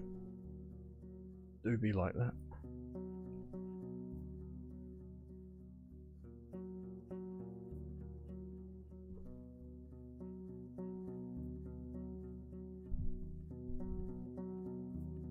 Okay, let's try travelling to this hamlet. Didn't get any spider silk out of, well, the giant spider. The longer you follow the corridor of hills, the more daring the harpies get, observing you as they lower their flight. For now, there's 5 of them. They're fluttering, bat-like wings. Let them hang in a spot, though loudly. The creatures are smaller than goblins, with ape-like features and talons that make you think of a parrot. Their fur is in shades of brown and greys. You could get through them, but you would have to scare them off for good, otherwise you won't be able to ride back east uphill. Let's face them.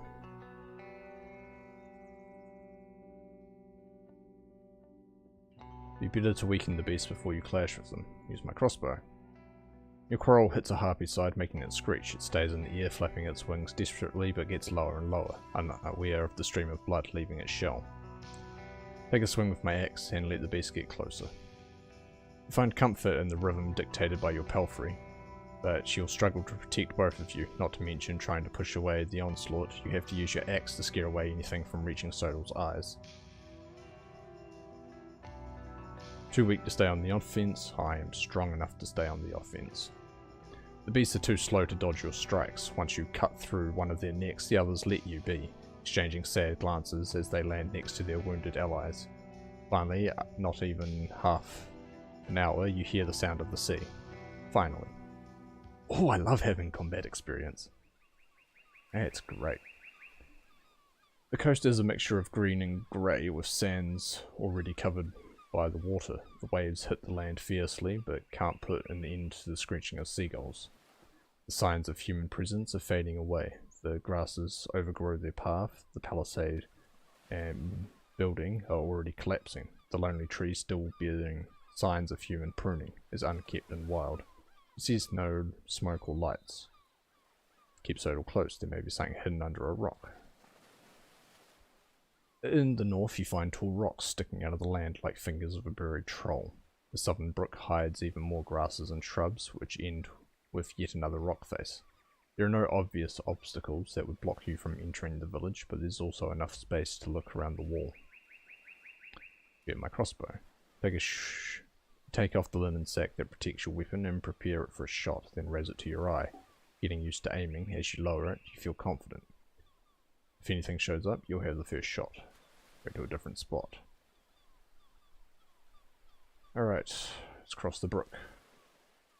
The area is surrounded by cliffs, like an antechamber in a palace.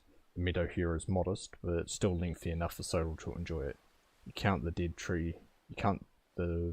tree stumps and burrows, then realise that this lea is but a dead shell of a lost copse.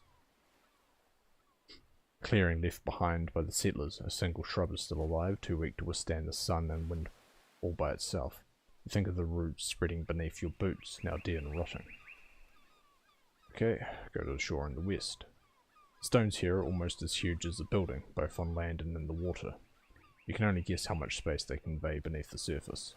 You inspect the dead tree growing by the brook and find an old necklace among its roots.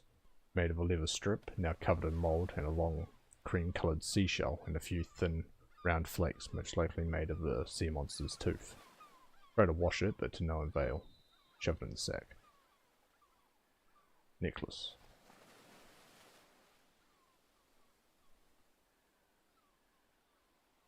To north to the shore. The farther north you go, the more the grass gets replaced by sand. You walk by dozens of rocks, many of which are larger than you, or even 2 or 3 people standing on top of each other. The land reaching from this point to the distant steep cliff is desolate. One could bring here a treasure, bury it under any of those silent sentinels, then never find it again. Walk along the palisade near the southern building. Tell Sodal to drink from the brook and enter the narrow path. The building, which has a door leading outside the palisade, is closed, and its roof has collapsed. On the ground you find a wooden bowl, mug, spoon, and a fishing rod. All of them are rotten, broken, or swollen by rains and hoarfrosts. Let's enter. The roaring ocean overwhelms the whimper of soggy broken beams. The huts would take a lot of work, but are not beyond restoration. Especially the one in the centre, whose simple roof has managed to protect its walls. By its open entrance you spot a bucket of water as well as boot prints. Anyone here? I don't want to hurt you. A strong voice of a young woman reaches you from the building in front. If so, maybe put down that crossbow, eh? Fine, I'll put it on the ground. Let me see you. After a few breaths, the tall and slim woman steps onto the threshold. Her strung longbow is resting against her hip, and you spot the arrow quills sticking out from the quiver. She's standing sideways to you, ready to take a shooting stance. This, combined with her raised chin, gives her a proud, confident look. If she's a traveller, it's unusual that she carries no major scars, bruises, or wounds. She's tanned with flaxy, curly hair that is too short to reach her shoulders.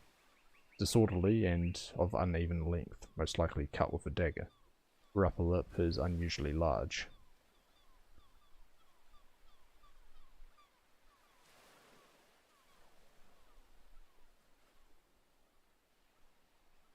Maybe she's a big game huntress. Her worn, baggy tunic has no sleeves, and her legs are uncovered, showing how impeccably clean her skin is. She observes you keenly, but her sparkling, curious hazel eyes carry no anger. It's the blue-eyed guy that I'm looking for, right? Yeah, blue eyes of a beaten puppy. Sorry to disturb your peace. Can we talk? She bites her lower lip and glances at Soodle. About what? You think I came here to find new neighbours? I'm Buta, the Roadwarden. She clicks her tongue and looks away, observing the sand dancing in the wind. So, there's a new one already. Pause. But there's no much for you to find here. There are not even ghosts here.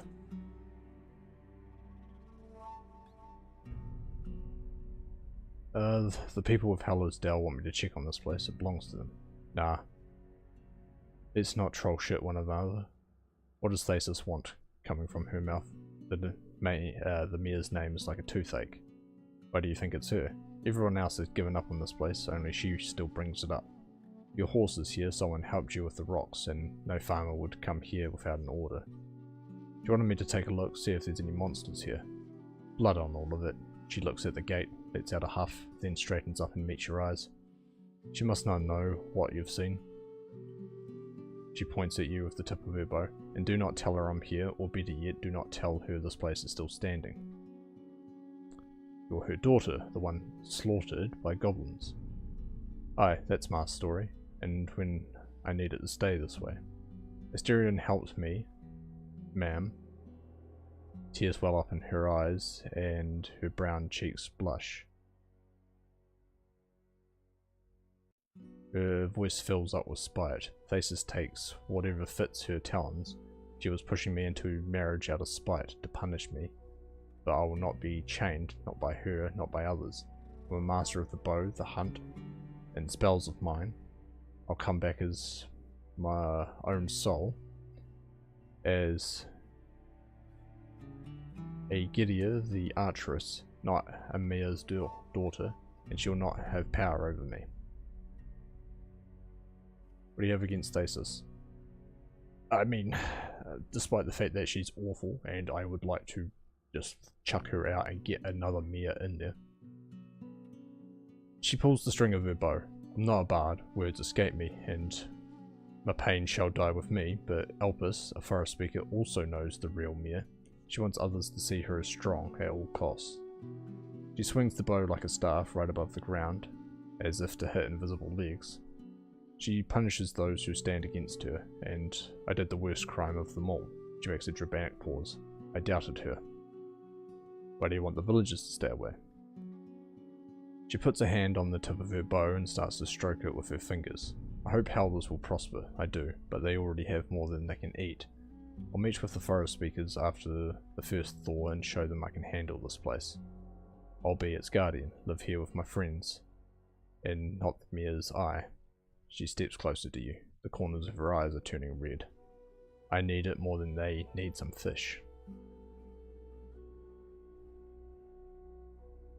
The druids don't control the village, Thasus does. She controls what my neighbours let her control, and only because she's good at hiding from them what they do not want to see, but let her fail. She smiles. Let the others hear that their good old fishing spot has turned into ruins. Once I'm back, this moment of weakness may make just the difference. You assume a lot, you can't expect all your plans to succeed. I can and I do. I know these folks, Traveller. You sound like the Mia right now. Only she is allowed to take risks, only she can make mistakes. Only she can be brave. Well, she straightens up, grasping her bow firmly. I carry a brave soul. I'm ready to be wrong and face the consequences. It's the only path to freedom. What's in it for me? She chews on her lower lip and straightens up. A favour for a favour, she looks into your eyes. Keep my secret and one day I'll help you back. In the wilderness, my talents are of great value. She raises her bow slightly. One that's been able to stay alive all by myself for half a year.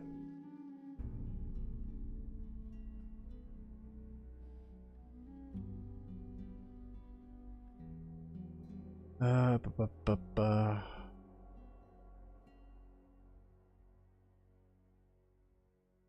cover for you, because I'm wanting to turn against Thasus as subtly as possible. Put the time to good use. She closes her eyes and takes a few deep breaths, and starts to walk around you, with light steps that turn into skipping. There are tears in her eyes. Thank you, I would hug you, but oh well. She waves her hand in front of her, drawing your attention to the rags that she is wearing. A Gideon asked you to give her a few minutes when you return to Sodal. When she returns, her hair is combed and she's wearing a brown linen tunic, slightly darker than her skin, with red trim on its neck and sleeves, long enough to reach your knees. It's as good as new, a relic of Thasus' luxuries. How do you feel about what happened to Steep House? Have you been to the heart of the woods? No, we do not hunt for beasts beyond the nearest hills and ponds. If I were to enter the deep roads, I would have some long preparation to do. Good gambeson, sharp blade, healthy shell, food in my belly and a sack. She glances at Sodal and can't stop her chuckle. And I'll take someone with me, or a group of someone's, but I see you have all the help you need. Is this your necklace? She doesn't reach for it and instead lowers her head to your open palm. No, 'tis ugly. You found it here. Must be old from before my time. Show her the arrow you found near the fallen tree. Can you tell me anything about this? Ah, my expertise is required. Her smile turns into a chuckle. Let me take a look. She returns it to you after a few minutes. There's nothing special. Where did you find it? It wasn't used in a hunt, was it? On the side of the road. What makes you say that? People from Gale Rocks make those. Orange and black, you see. She points at the fletching. Colours for combat. Human arrows, as I was told. There's a spell thing up there. Brown feathers for deer, green for orange, green and orange are for goblins, and so on. Spell, you say? Does it work? She gives the arrow back. How can one tell? They say it works. Maybe it's a ritual or something, like a secret. A Fletcher may know. Okay. I'm gonna start writing down some notes. Gale Rocks. Look for Fletcher.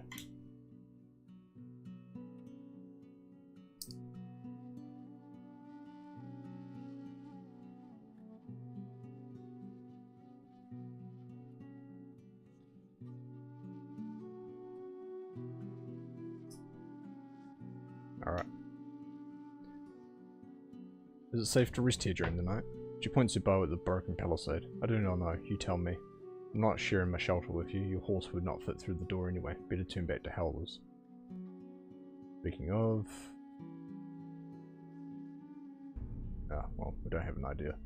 How'd you manage to survive so long, all by yourself? It was not so hard, but it was a challenge now, with the roads cleared for larger beasts. She bites her lower lip. I eat birds, some green leaves from the top of the cliffs to keep my hair strong. She touches it with an open palm.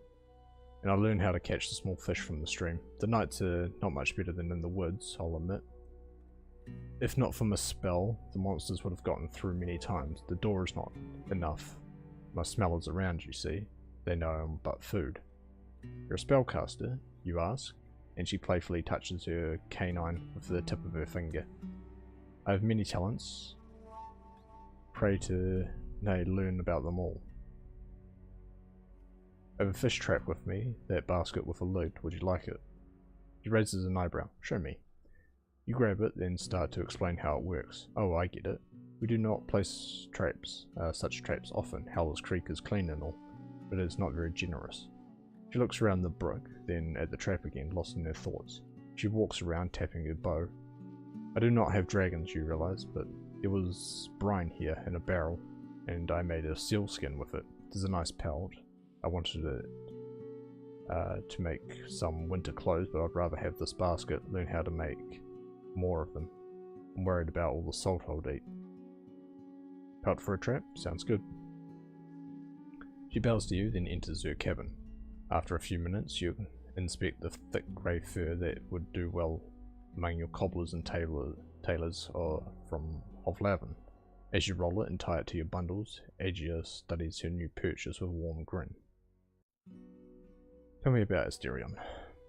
She touches her lips with the tip of her bow. While I do not know where he is, I spent little time with him, but he's a stranger with a pure heart, like it's made of iron. She glances at you. He does not talk much, must be a warden thing, eh? No, I will not stay around, he said. She tries awkwardly to imitate a male voice. I ride east next. East, I ask. To Howler's, farther. To the Enchantress, maybe? Even farther than that, his own words. She looks at you triumphantly. What? Oh, he means the tribe of the Green Mountain, I'm sure. That's where they live, away from any road. I'm sure... Not even sure how to find them. Maybe one of the forest speakers could guide you. How do you feel about what happened to Steep House? How should I feel? I was still this tall. She raises her open hand and palm to her chest. I just heard 'tis difficult and I should not ask about it. She then bites her lower lips. I've not been thinking about it for years, but maybe I should, knowing it was Thasus who told me this. I know what happened to Steep House. Would you like to learn the truth? Her hands squeeze her bow, her eyes are keen. After her gentle nod, you tell her what you've learned. Tears well up in her eyes even before you finish, but she stares at you intensely, trying to catch a hint of a lie. Something to grab on before she puts her trust in your tale. In the end, she scratches the sand with her foot, lowering her head. Then she covers her eyes. Shame on them. Shame on my Thasus and on me, for I asked no questions. Before you respond, she enters her hut for a minute, then returns with fresh water dripping from her face.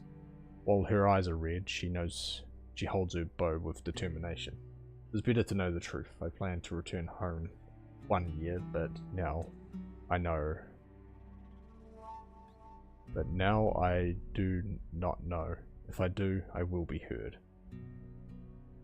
Alright, go to the harbour.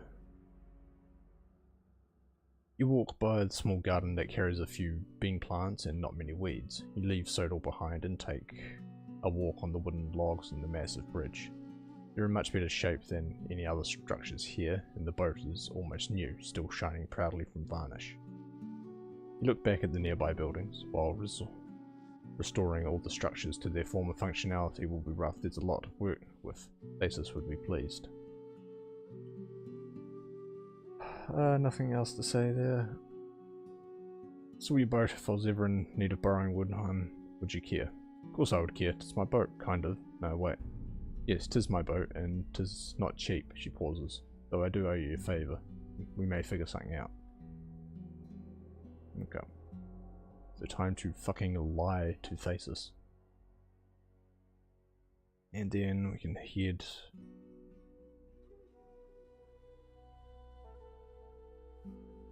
that way. Yes. We can head over to Foggy Lake. Actually, we can stop by Old Pagos on the way. Approach the opening gate and swiftly blah, blah, blah, blah, blah, blah, blah. Good to see you. How are your journeys? Gossip for a bit. Local curios, blah blah blah. Am I broke?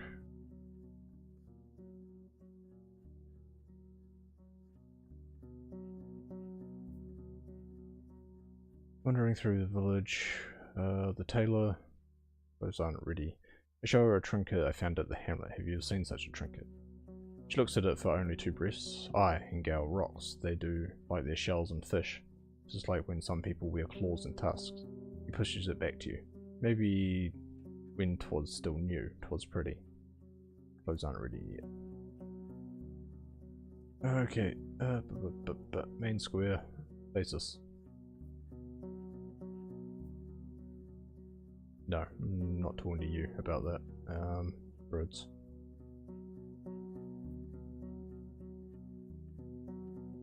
I lower my voice. I met a Gideon. She says you don't think much of Thesis. When she responds to your brief tale, you can't tell if her whisper is filled with reprimand or appreciation. It does not fit me to put one soul above another. It is true that the mare pushes the village into a time of struggle, and not because of her bad will. That's what she was taught and what saves her from her own past. She pursues power, and that's weakness in it. I do think she needs to change for everyone's sake, but each one of us struggles to bloom, not just her. Her blue eyes resemble light flower petals.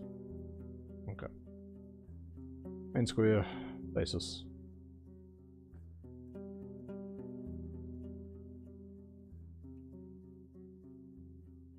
Elvis doesn't hire you? Yeah, I know that.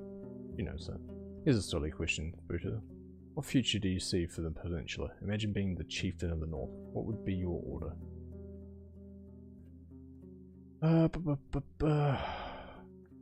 Focus on creating a trade route with the guild without joining the cities.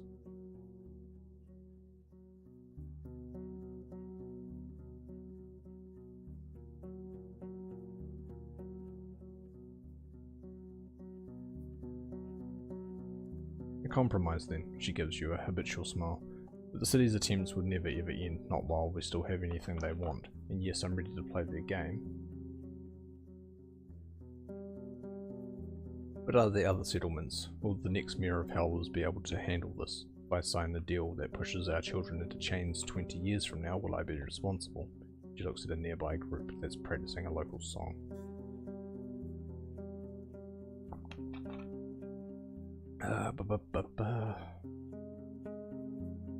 What can you tell me about the tribe of the Green Mountain? She opens her mouth but needs a few breaths to respond. I compliment you for finding out about their existence at all. She rubs the back of her neck. Can't tell you much about them, to be honest. I wouldn't be allowed to, even if I wanted to.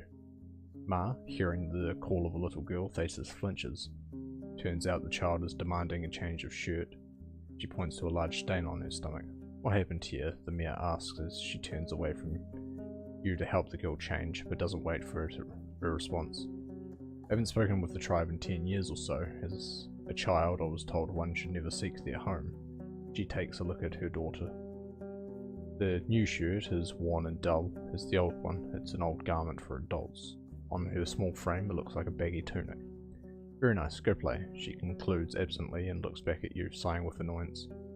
My sister used to brag that she saw them once in the woods, during their hunt, that they were wearing the faces of animals looking like the beast folk. She tried to make a mask of her own, but the druids told her to stop fooling around. Kids are liars, my father said. She lets out a quiet titter. I'm afraid she's with the forest now. A bolt of lightning hit her, right in the head. Yeah? I see. About the fishing hamlet. I've been to the hamlet. She puts on a wide, expectant smile. You notice a few more wrinkles around her eyes. According to your tale, the hamlet is uninhabitable, even if empty. You betray the demolished rotten cabins, harpy nests, and the collapsed ground. Thesis' eyes lose their spark, but she keeps her composure, and even asks for more details. After you finish, she leans forward and rests her cheek on her hand. You don't even notice where the pouch in her hand came from. Well, at least the harpies left your eyes alone. Did they bother you? She slowly counts down 3 dragons, placing them on the table loudly. I pack my reward. No, I'm fine. Good to see someone around here who doesn't need my help, she says with little joy and observes her pale fingers. After a few breaths, she asks you to give her a minute.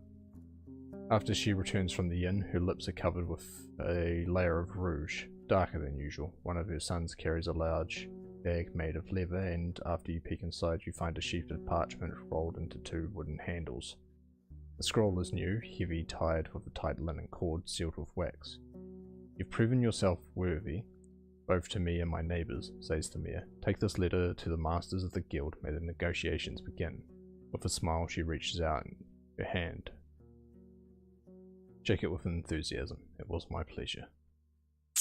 Oh, personal quest done. Ooh. Do you need my assistance? She looks around, then adjusts her cape and lowers her voice. Have you ever spoken with Arentius, the necromancer of White Marshes? I haven't, you respond, and she bursts into laughter so unprompted and loud it makes you quake. Have you been to my favourite spot, right behind the corner? Sometimes all I want is to take a nap there, with a cat on my lap and a mint tisane at hand. Come, I'll show you. Once you reach the boar pen, the noise of work and conversations is suppressed by the humming water. The mayor glances at the window above you, then strokes her lips with her thumb. Let's rest here. She leaves you enough space to sit down with her. The scent of her rose perfume is strong, but this time her eyes are absently aimed at Bion's home. What I'm going to tell you needs to stay between us, she says hesitantly. I figured. She crosses her legs. Need to get rid of the undead. Of the undead or the necromancer. We both know the former won't get away without the latter. Her voice relaxes a bit and she starts to dangle her sandaled foot. White Marshes is a threat to us all. We ought to burn the wound while it's still fresh. What's your plan? Start with reaching the village. It's not far away from here. Just ride north, take the second turn east and into the bogs. Take a closer look, see how many shells there are awoken, how dangerous they are, and don't mention me at all. Being a Roadwarden affiliated with Levin works to your advantage. On the opposite bank of the creek, a seagull is preening its feathers, unaware that a young boy is trying to sneak up on it with comically raised hands. Maybe the locals will allow you to meet the priest. Ask him what his plans are. Don't act hastily and keep me informed. I can already tell you this and that about the village. You waste no time, I see. Thesis' voice is warm, but you both look towards the seagull, still unaware of the danger. The boy is just about to jump. Let the kid have some fun. The kid grasps the creature. He actually caught it. Amazing. Good job, kid. It makes a triumphant cry, holding the bird as it squawks and panics and flaps its wings. In a few heartbeats, the creature's neck is hanging at an unusual angle. He raises the seagull above his head, waiting for the mayor's approving nod, then takes his prey away, whistling. Your companion lets out a chuckle and leans away, resting against the inn's wall with crossed arms. So did you manage to get in touch with the priest? Won't happen. I can try to gain the locals' trust, but I doubt Arentius will listen to reason. After you give her the overview of the situation, she asks you for a minute to collect her thoughts. Resting in the cool wind, she keeps staring in the distance. Once she speaks, you catch no hint of hesitation in her voice. In such a case, avoid meeting with Arentius. It's better for his people to not know how determined you are to stop him. Instead, carry on with your general patrol route and speak with the leaders of other settlements, at least those who are willing to listen. Tell them we need to unite our forces to enter White Marshes and force the necromancer to release the Awoken. I'll handle most of the obstacles, but I need at least one tribe to join me. You're the one who will lead the fighters. Would rather avoid bloodshed anyway, and you know the bogs better than any of our hunters. She adjusts her purple dress, as if she's finished a meal. Once you find someone, come here and speak with me, ideally in the morning. We'll begin our preparations. Wouldn't it be better to abstain from violence altogether? Any attack will end up grim, no matter how carefully executed. You want to avoid unnecessary violence. She stands up slowly, her tone having run out of patience. Find me 2, maybe 3 groups of fighters. The more of us there are, the dumber it will be for the defenders to oppose us. Fine, I'll ask around.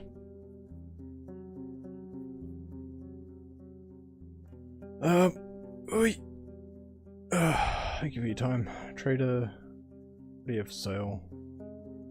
Do I want to buy linen?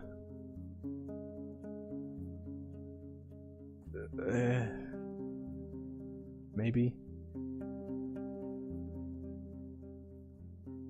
I'll think about it. Nothing for now, and we'll sleep. Yeah, we'll rent a room and fill up on health. Okay, that's going alright. Another day of muddy roads. How are we? Day 18. Days are getting shorter. Leave the square. Quick save, travel. Ask the Elder's Cave, I guess. Now we're going to be travelling to other villages now. We're going to be heading this way through the southern route, then up to the north. Might be worth...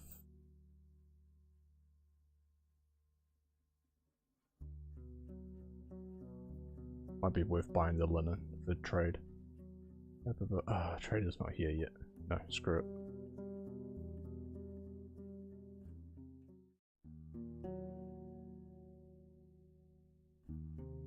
What can you tell me about the tribe of the Green Mountain? He considers your question and finally looks at the sky, making his long hair fall on his back. Listen closely, I'm not going to say anything else. He takes a deep breath and turns towards the pond, observing the current.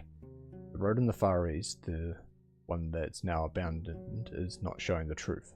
Look for a brook bridge made of stone. On its northern side, turn east again. Go along the stream. It will be rough at first, but soon enough you'll get to the game trail, then a mountain. Climb it to reach the village of the tribe of the Green Mountain, who follow traditions older than any of ours.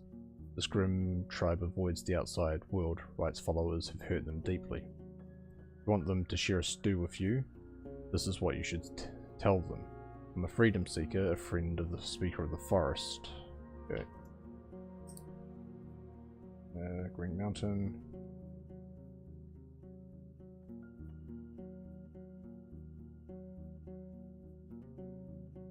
A freedom seeker.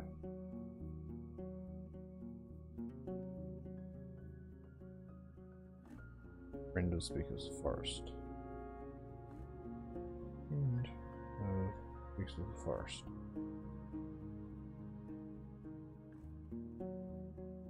I still haven't gone to Old Pagos yet, so it's something to look forward to on the way back, I guess.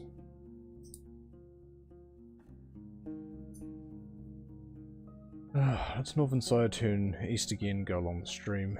Be rough at first, but soon enough you'll reach the game trail. Okay.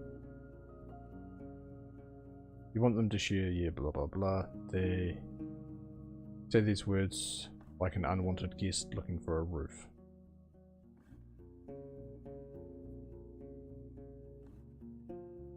They do not want you there, but prove to them you're willing to listen and just speak. And not just speak, nothing else. So, like an unwanted guest.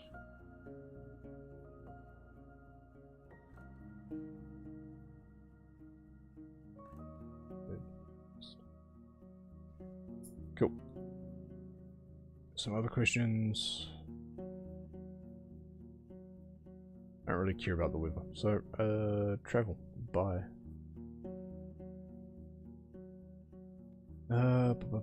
Stop by a Pelt for the North, we can sell the cider.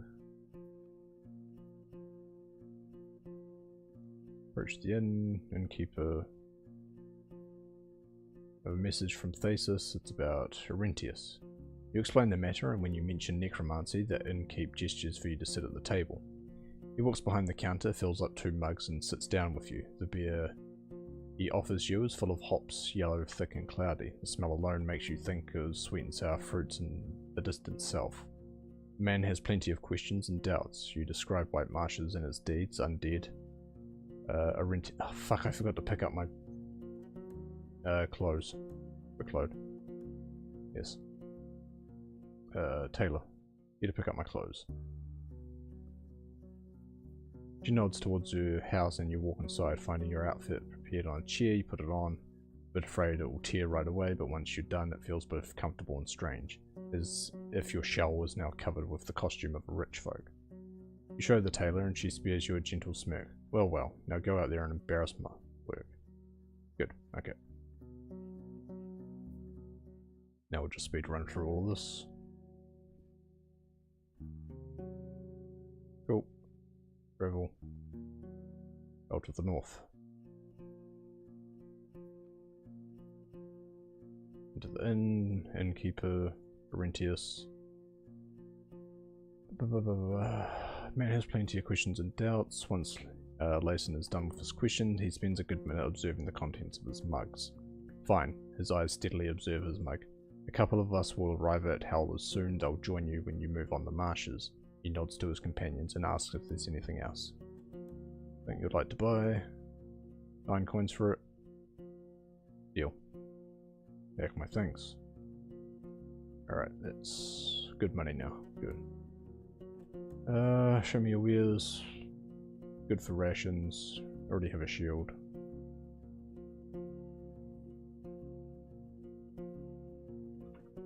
Blue. No, hang on. How about... I spelled that wrong. Blue eyes.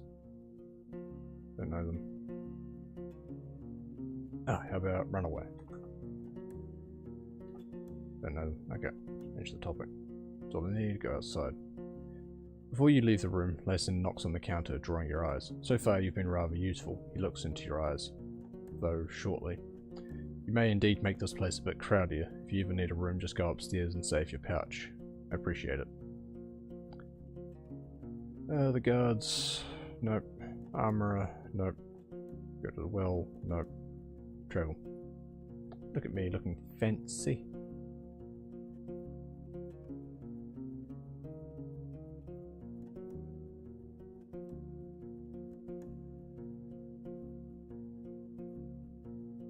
Day 18, jeez. Okay, we are getting low. Might be worth stopping by Eudocia. Yeah, won't hurt.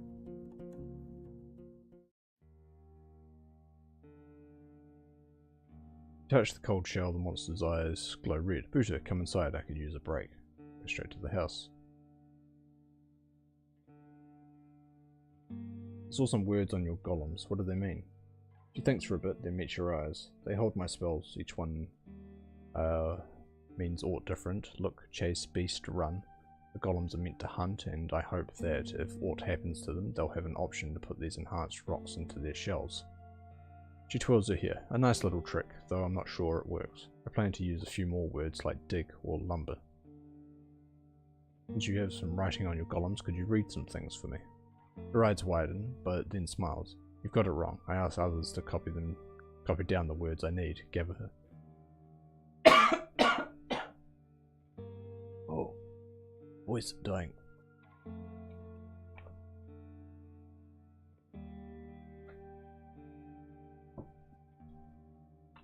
I ask others to write down the words I need, together with pictures, and then copy them.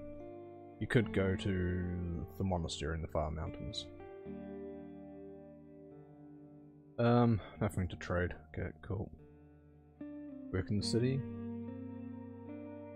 He has shown you signs of trust, but you won't convince her with just a smile. You need more. Learn more about the peninsula, the more arguments you'll have at your disposal. Okay, let's quick save. Something important to discuss. She puts away her stuff and looks at your ear, frowning. Are you taking off your mask?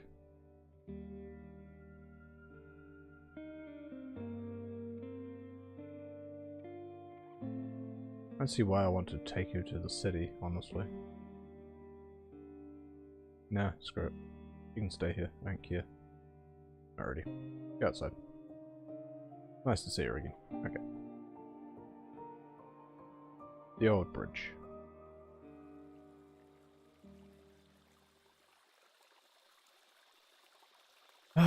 It's the spot from where I can move east to the tribe of the Green Mountain. I don't see an easy way to move east. If there's any path you could take, it's completely overgrown. Thorny bushes won't allow you to move in without harm, and even if you could, you wouldn't leave Sodal behind.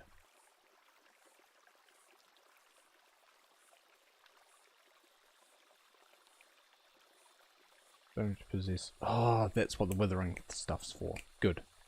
Okay.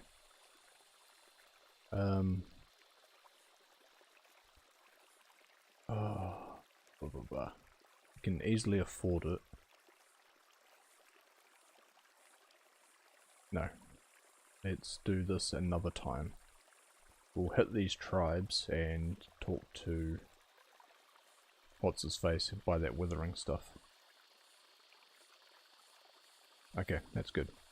Hey, let's go to Foggy Lake. 2 hours. Into the tavern. Took care of the cask with cider. She pats you on the back with a huge, I left it with Helvius, though it took some convincing. Share a story of what it took for you to deliver the cask, causing her a hearty chuckle. Could have just brought it back here, she says with a smirk, but I see you speak with deeds. Done a lot for me, and I want you to feel welcome at Foggy Lake. From now on, you don't have to pay for the first meal you eat at this place every day. Always have something for you on the side. Thanks, Foggy. I appreciate it. Want to buy something? Fresh meals? Nope. Wanting to part with... Held the seal skin, allowing Foggy to measure it with her forearm. The greenhorns work, eh? She points at the flaws in the pelt, and you must admit they're hard to ignore. Not good for a wall, but at home will turn into a fluffy trimming for a few cloaks. She sizes you up. 17 dragon bones should be enough, she says in the best way. It makes it clear she's not willing to haggle. It's the best I can offer. Deal? Easy. Cool. Time for me to go.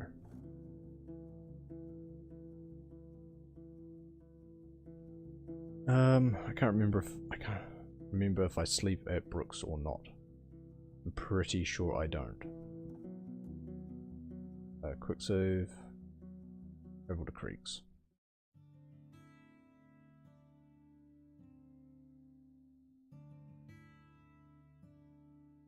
While you cross the bridge, you pass the same group that you saw on the first day you arrived at this place, once again gathered at the creek and scantily clad. The smiles are inviting, and after you look at them, one of the women invites you with a hand wave. No, okay, so the closest place I can go to is Foggy Lake. Okay. Bob the sealskin.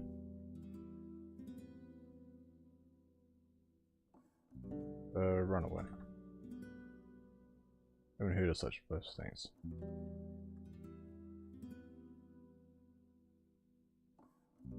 One of those that shine in the sun. The folks from Gale Rocks make them from shells and dead sharks they find on the coast.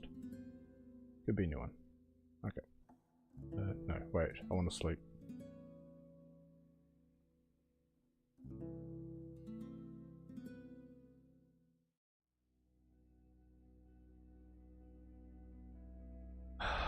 Never a break.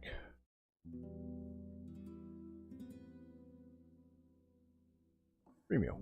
Hey, perfect. Let's go.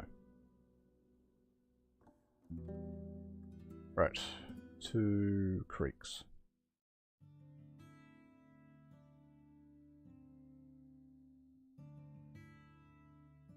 Accept the invitation and hang out with them. The group of young people at the bridge are still preparing to enter the creek and currently whispering to each other and giving you looks. Some of them are naked, some are keep half clothed with pants or shirt to avoid the gust of winds than anyone's eyes. Shoshi, who plays with her massive axe, speaks first. How about a little help? It's not easy to scratch one's back. I'd love some company. The 7 souls encourage you to strip, but don't wait for you. The splashes are followed both by chuckling and grumbling about the cold water, and once you join the others, you're neither ignored nor at the centre of attention.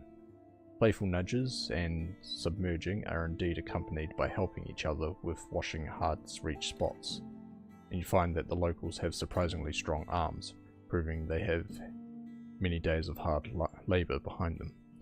After a few active minutes, 2 male lovers compete against another by swimming with and against the flow, comparing their speed. The others spread along the banks, chatting about this and that. In a moment of silence, you do decide to direct the topic slightly here.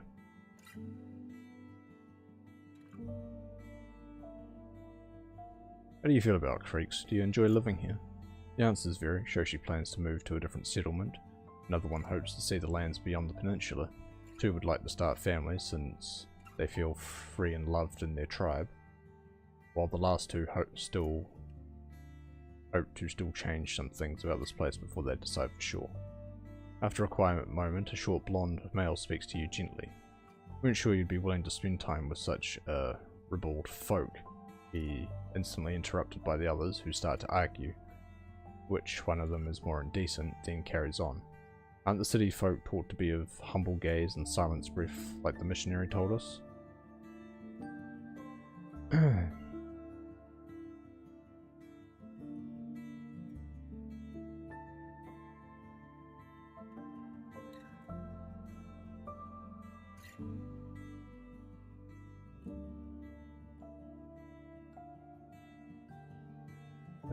After the invasion, people had to share their space and are now used to bathing in large numbers in the river or at the common bathhouse. There isn't much touching though. Poor thing, says Shoshi. Touching is the best part. During the next few minutes, the young people have no issue hugging or grabbing one another in ways that would be scandalous in the city. But here are so casual and they feel more playful than sexual, even though there are no clothes at hand.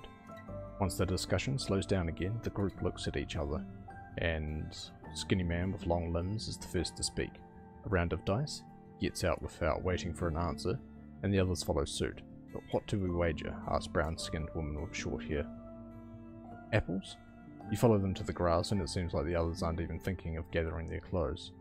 Seeing how quickly the dice find their way from a bag to a wide, short tree stump, you realise it's not much a spontaneous invitation as it is part of an old ritual.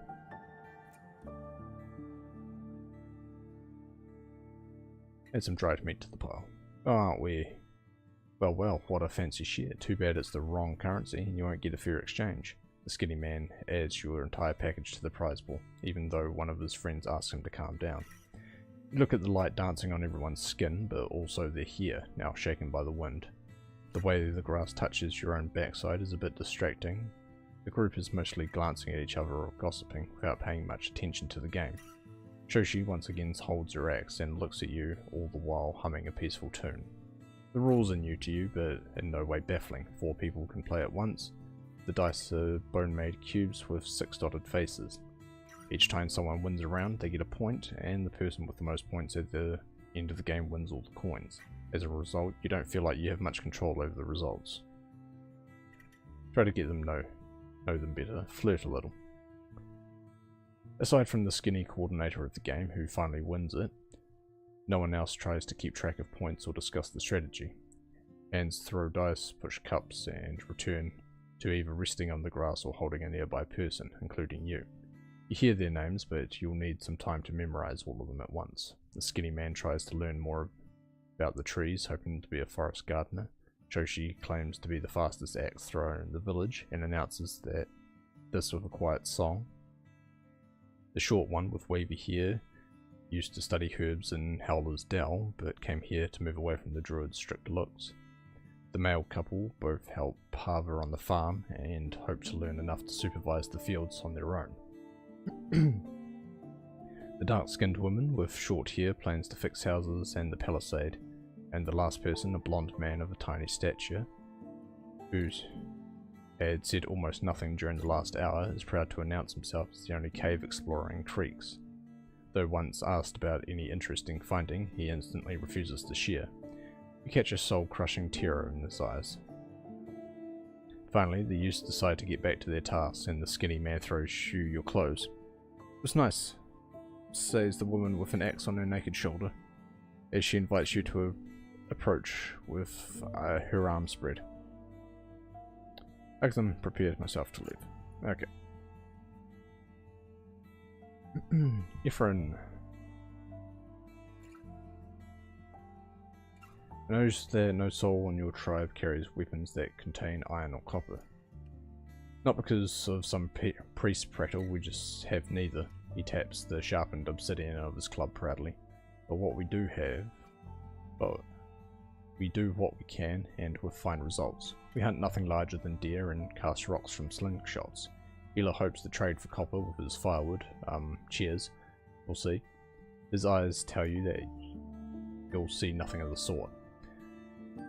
There was even a traveller here a year or two ago who was seeking ore in this land. He went to the eastern ravine at the foraging ground south of here, and he gives you a playful look and suddenly claps his hands and steps forward, making the wolf's jaw bounce up and down. Dead. His tent is still there, but the shell went into the fogs.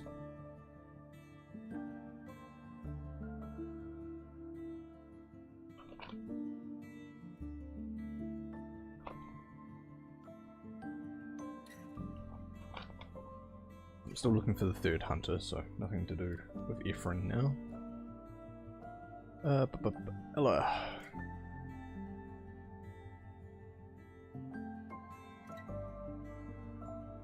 I've helped clear the plague from Old Pagos. It may not be a safe place, but it'll survive. Ila's grin is soon followed by a raised voice. And you're serious? Everyone! He addresses other people working near the square. Tell the others, the plague is gone. We're safe. After his eyes return to you, he clears his throat and turns away again. Old Pagos is safe. You explain briefly what happened, and he spends a good few moments considering the old druid's part. I wouldn't expect someone from Howlers to help another soul in need, he says, while his hand clenches the bottom part of his cloak. Not since they're ruled by a tyrant. But it's not the first time this forest speaker has protected the peninsula from a grave threat. He smiles at you. And so did you, I guess. You know who Thasus is, right? She may need your help. It's about Arentius. You vaguely describe her plan, but he doesn't meet your eyes, focused on the work at hand. You offer to address his tribe, but for a few breaths you only hear the sound of a hammer, which Ela is using to put together 2 blocks of wood with a fancy joint without nails. He brings it close to his stomach and starts to pressure it with his scarred hands, making sure it holds. And what are your thoughts on Thasus, friend?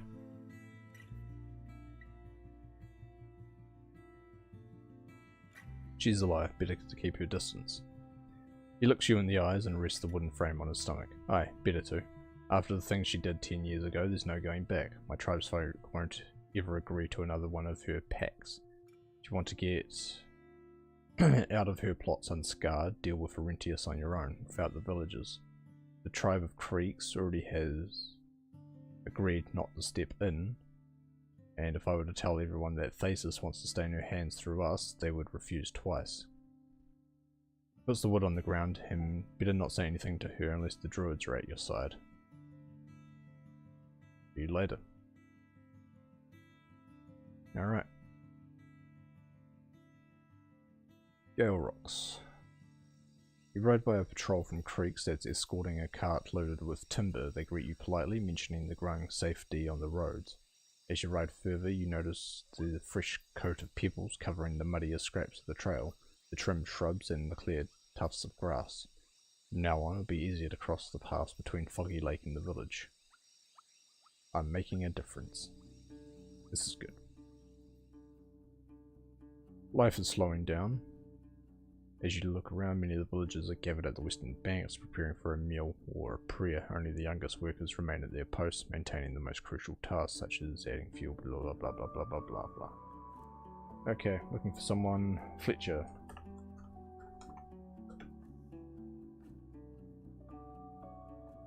Alright, is that off? Short man with absent eyes is leaning against the fence, spending his break observing the people gathered at the stalls. He's wearing a torn shirt patched together from wool and 2 shades of blue, and his long hair in a ponytail. When you get closer, he spares you a warm smile. Cheers, stranger. You looking for me? That depends, you respond, and he tilts his head away, observing the sky. Right, I'm Floris. I make arrows. I don't really sell them to outsiders, just our thing, it is. As his elbows rest on the wooden planks, his hands dangle loosely, and you notice that they are very clean and well kept, unusually so for an artisan. It's fine, I don't use a bow. Then no hard feelings, he titters, then raises his hands to his head, stretches his back like with a yawn, and gets to his stool-like spot with a workbench covered with wooden staves, knives, sand, flint, quartz, and even obsidian. There are so oddly shaped tools that you can't really name them. The man sits down on a chair. You need something from me? Before you respond, you notice the already finished arrows sticking out from a tall basket. They are divided into handspan-sized bunches, each of which has a fletching in different colour and sizes. You step closer, noticing that they also have varied thickness, lengths, and use different materials. Tell me about your work. He hums to himself for a bit, tilting his head left and right, looking at various tools and parts in front of him. There's a lot to say, stranger, and I won't look for a successor anytime soon. After you suggest that he can be as brief as you'd like to be, he shrugs. Then I don't know. I grab this. He reaches for a stave. Round it with this. He points at some sort of tool, and then at the sand. Then cut the feathers, press them into a nook. That's this groove here. He lets you take a closer look and carries on. Then I make a proper head, all by myself, tie everything, and there it is, an arrow. Seeing your confusion, he simply clears his throat and gets back to work.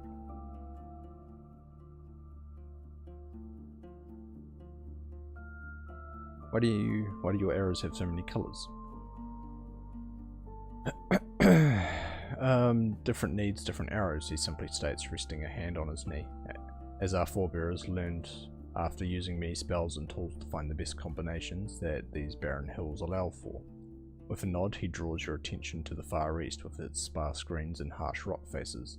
The grey feathered ones are for harpies, the blue and yellow are critters you want to skin for furs. You mentioned that there are arrows that have partially orange fletching, yet somewhat differ from each other. Right, orange is for shells that walk on two legs. If they are also green, they're for goblins, black for humans, silver for beast folk. We don't shoot at trolls, no point, he shrugs. You think about the arrow you carry in your bundles, orange and black. After you ask about the different types, you ask if the different types truly make a difference, but he clicks his tongue. Maybe? I was taught that spells make it so, but I'm no enchanter, doesn't hurt to be prepared. Wouldn't it be easier to make blah blah blah blah blah? Oh, voice is dying, so almost time to end the stream.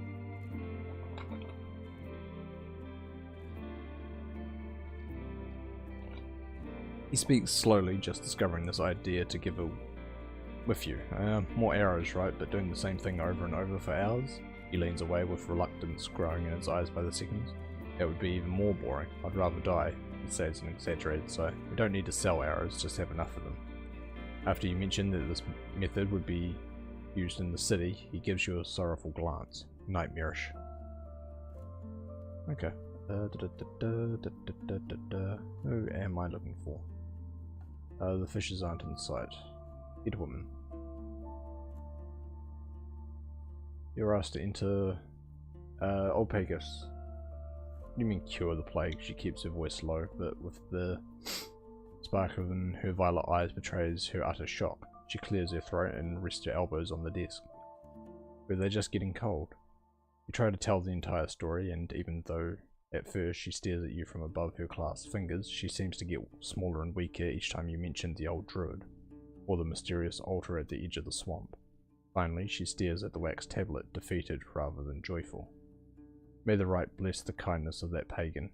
Oh, right, yeah. Ooh, whoops, wrong religion. Haha. The perfumed guard announced briskly. As well as yours, Roadwarden. You have helped our old friends in need, when we thought there was no hope. Seravina. He turns to the old woman. Let's offer the stranger some help. Is there some lager you struggle with within our village?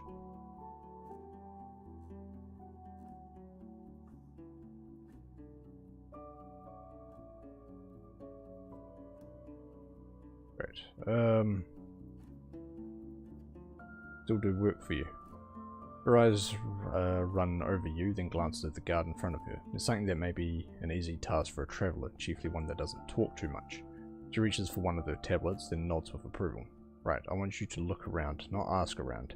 There's a group of spice and tool merchants that was meant to reach our village some time ago, yet they fell silent, most likely taken to the fogs by some beasts. Keep your eyes open, maybe you'll find their shells, or even better, wares. Once you learn what happened, I'll pay you. She starts to hum to herself, looking into a pouch at the desk. 5 coins, just don't speak with any other tribe about it. We must keep this between ourselves, and if the merchants turn out to be nowhere to be found, I can pay you as well.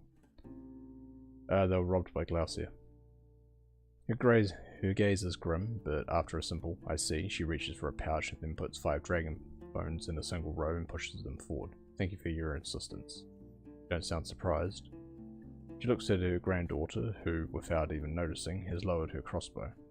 I asked Glaucia about this very thing I did, Seravina admits. I don't think you're mistaken, Roadwarden. It's a natural step on her path. But it means she's lied to our people, and I won't be able to avoid the confrontation. Still, I'm grateful to learn about it. Nod and take the coin. Blazes of Hellersdale considers confronting Arentius and the Necromancer directly, or your people aid her in this task. She purses her lips, then reaches for her seashell, taking a sip of water and observing the exit. I was thinking about the things you said, Roadwarden. Our late priest would never let go of the cruelties committed by the Necromancers, he wouldn't. Without him, the severance got easier, but it doesn't make it right. I have to speak with the council first, but no matter what we decide, I think it's time for a group of our fighters to experience Hell's hospitality. Tell Thasus she'll have some explaining to do. The decision will be made when the time comes, but she'll have my endorsement. You'd rather a direct yes or no, but as you wish. Farewell. Before you leave the hall, Seravina asks you to wait. The people of our village are sharing good rumours about you, she starts. Quite a feat, it is. If you're as much of a hard worker as I've heard, maybe you'll find a way to restore something we lost to an actual vagabond. Not a young lad, called himself Ferris, staying with us almost half a summer ago, and one day left before sunrise carrying away our iron ingot. Her granddaughter gives her a silent but pained look. If he had any sort of wits, I'm sure he left the peninsula long ago, through the eastern route, or died trying, but maybe he was dumber than I thought. You ask exactly what she wants you to do, and she responds without hesitation. Merely return the ingot. It was nothing more than crude iron, not something to murder each other for, but still. She points at you with her stylus. A sin worthy of a coward, and believe me, not the first robbery that's happened to us. I nod. I'll let you know if I find it.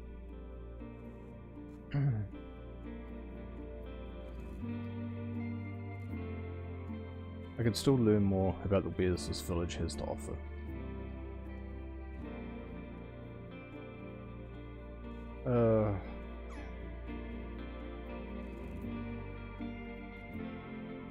Looking for new equipment. Oh, I have so much money at the moment. Okay, step away. The boat maker. Nope. Gossip.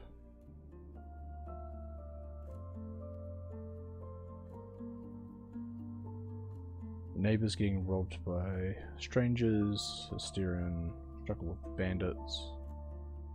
Talk later.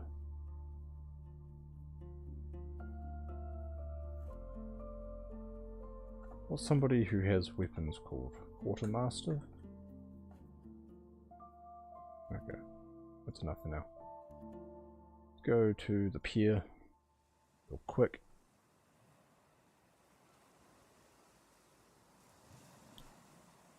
Approach the pier, head to the fishers. I was sent here by an old druid from the south. He claims you owe him a male empress carp. What? I owe nothing to that old fool. I can have it here tomorrow if you want, but better have coin with you. I need to ask someone to look for it with a net, and that will take hours. Okay, see ya.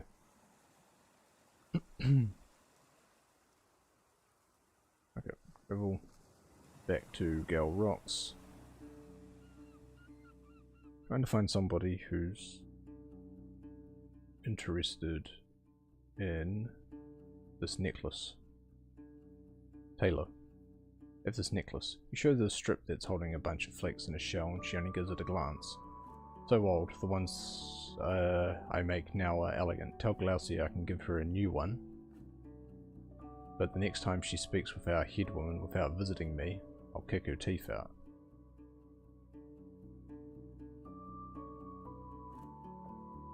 Thanks. Necklace belongs to Glaucia.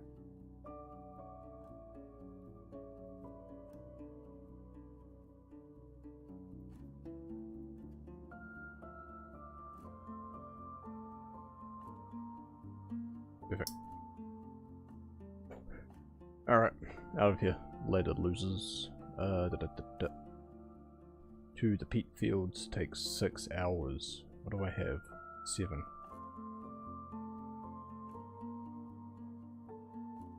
I might have to stay in White Marshes for the night then.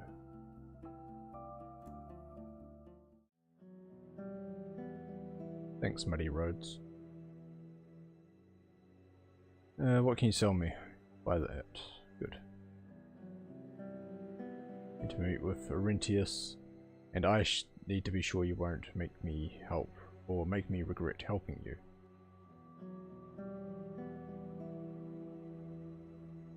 I allow an ominous pause. If we don't act, Thesis will. His eyes were up with dread. His dropped shoulders and anxious toes confirmed that your message was clear. You can trust me, Thyrus. Help me help you. He raises his hands and rubs his arms, hesitating for another minute. Finally, he sighs. You're right. Who else, if not you? Let's do it. Here's how it's going to work. Tell me once you're ready to talk with Arentius, then get to White Marshes and spend the night there. In the middle of the night, I'll show up with a few friends and will clear the way for you. But remember, it's our only chance. Tell me about Arentius. I was never close with him. When I left the village to learn spells many years ago, he was but a priest for ours. Once I returned, he came forward like a prophet, shouting with zeal, warning the tribe needs to prepare itself for whatever. When his followers brought the first dead shells to the village, they were still in the minority, but were ready to fight for him. We could either throw them outside four walls, or he waves it off. Empty disputes, empty threats. You can tell how it all ended. Any idea how to convince him? Why would I know? He didn't listen to me. He taps his toes. Be prepared. He quotes Wright's tablets. Talks about what's just right and whatnots, but he also knows a lot about the tribe. Helvius speaks of you kindly. Arentius will know. Better understanding of necromancy. Perhaps the monks in the west ought to know. Well, I need a weapon. He's an old, weak man. He wouldn't hurt a rat, but the only way I'm going to convince anyone to help us is if it's clear you're just as harmless. You'll leave your axe by your bags. He says it like an order, but you doubt he noticed the dagger in your boot. Fine, I'm ready to meet with him. We'll see. Go to the village and spend the night there. See you in White Marshes. I also need you to open... Aren't we allies, Thyrus? He straightens up and sighs. In a way, sure, I guess. He snaps his fingers. The vines know your hooves anyway. Sodal interrupts him with a snort, as if he's listening. They'll remember to stay away from you. Good. Travel to... I can't get there before nightfall?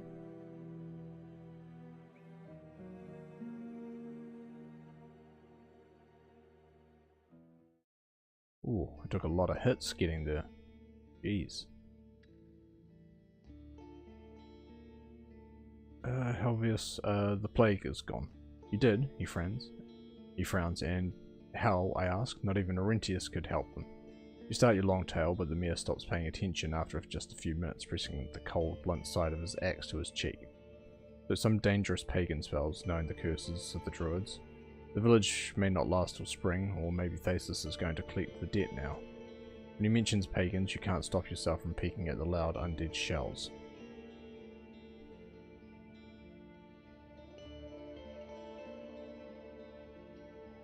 There's some wares to sell. Pearls, not this time. Farewell. Sleep. Ow. Woof.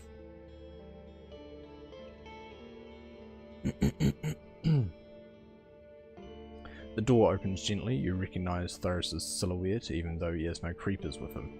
Together with a few hooded figures behind the threshold. Once he makes sure you're awake, he also covers his head. Quick, we have little time, he whispers. Dress up, axe behind. We'll move your things into the saddles just in case. He stands up and, just like his companions, starts to observe his surroundings. Already prepared, you only need a few breaths. Finally, your hand touches the dagger in your boots.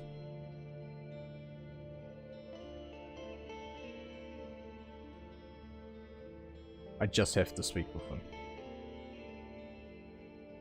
I'll leave it behind.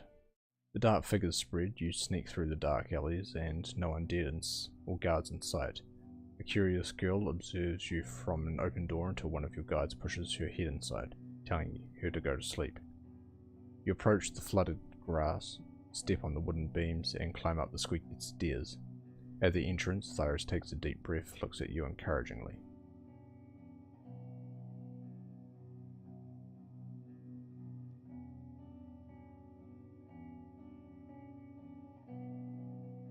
I push the door and walk in.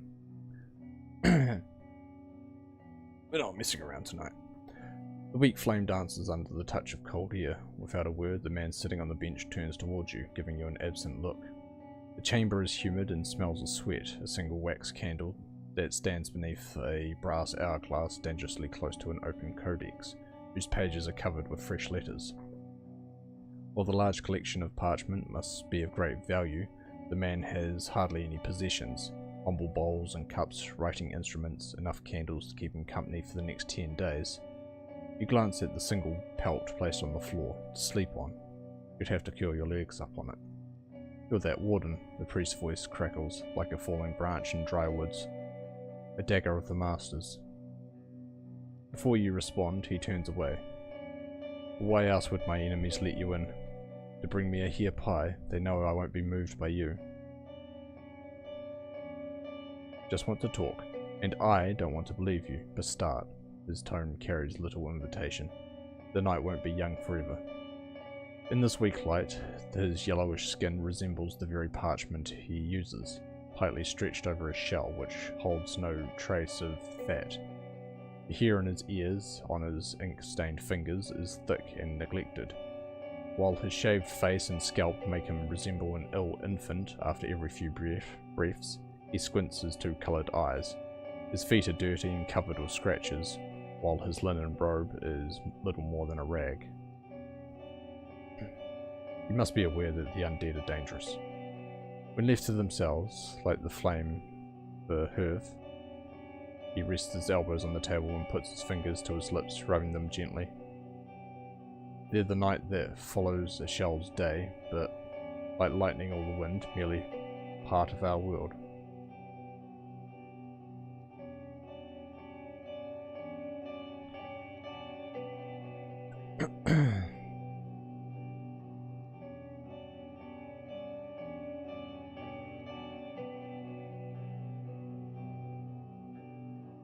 There are other ways to get things done without necromancy. Instead, you could support Eudocia's work and use one of her golems. And you stole the corpses of other families.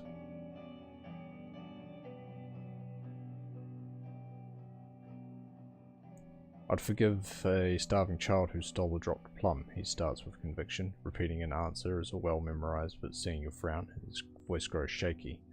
Or moving into a pillaged home. I take no pleasure in my deeds, but I've been right to stain my innocence for the sake of others. I also hurt the memories and beliefs of other families and tribes. Their will deserves to be respected. These matters are not for a single soul to judge. It may make all sense in your eyes, but these things get more complex the deeper you dig into them. There may be consequences you can't see yet. If you keep hurting the beliefs of others, they will abandon you or seek their revenge. Look around us, Warden. We were abandoned a long time ago. It is what led to our deeds, and our deeds make us grow even further apart. So is the tragedy of the tormented tribes.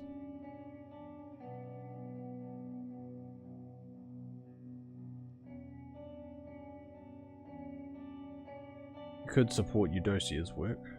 Golems, he waits for you to carry on, and has to think about an answer for quite a few breaths. I cannot say I've heard about it, but even if what you're saying is true, we've hardly anything to give her in return. I'll discuss it with Helvius. Good.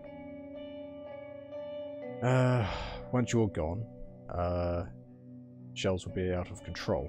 Threaten everyone in the north, you're playing a dangerous game. At first he twitches, as if your words have pinched him, but then twists his lips in anger. And who taught you these old tales?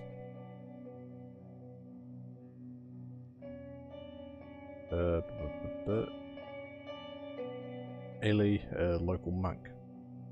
He scoffs, then says something in what sounds like old speech, though you're not sure what exactly. People of old Pagos have enough zeal to spread doubt about us, yet lacked faith to help us when we needed them most. The rites guided me so far with their light. The path forward will be clear to me once I need to see it. He moves his shoulder with an embarrassed sigh, but then looks at you with his dark eye and regains his composure. Suffering? Of course it is.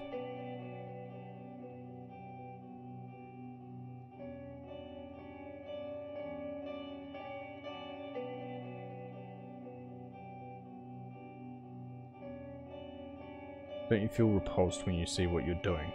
The blood drying on the cups of the corpses you awaken, it must touch your conscience. Should a city folk truly speak to me this way? He raises his hands to his chest, palms up in a weak shrug. For years I've heard of the chains your people put on human necks. If the greed of your priests and the beggars on your streets, if I were to shape the realms to ease my feelings, he taps his codex, then speaks with sudden strength. Your ships and strongholds would be swallowed by the waves. Move on.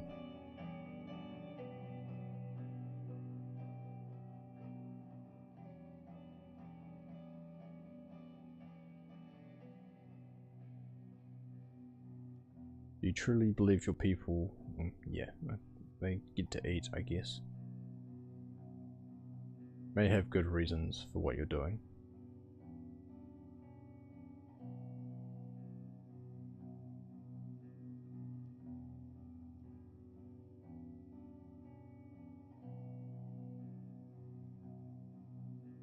But you're reaching the point of no forgiveness. Stop before someone stops you. You, mayhap? He responds pugnaciously. And by what right? Who invited you to this land or asked for guidance? You think a child taught to ride a horse, to fight and kill, to carry out the will of the masters would grasp our choices?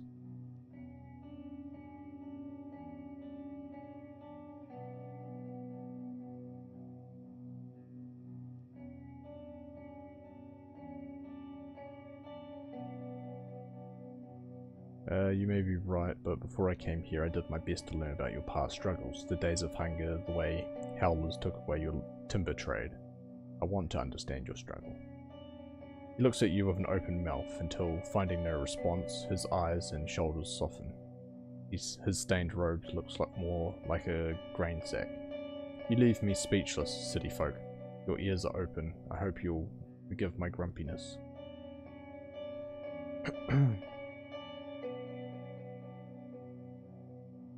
Alright, I did meet a prophet at Foggy's. I met this prophet at Foggy's. You tell him about Cassius, his face past visions, and of great flood of rivers of faith, and of the new cities, and of the judgment of sinners. The priest listens carefully until his patience fades away. Why are you telling me this?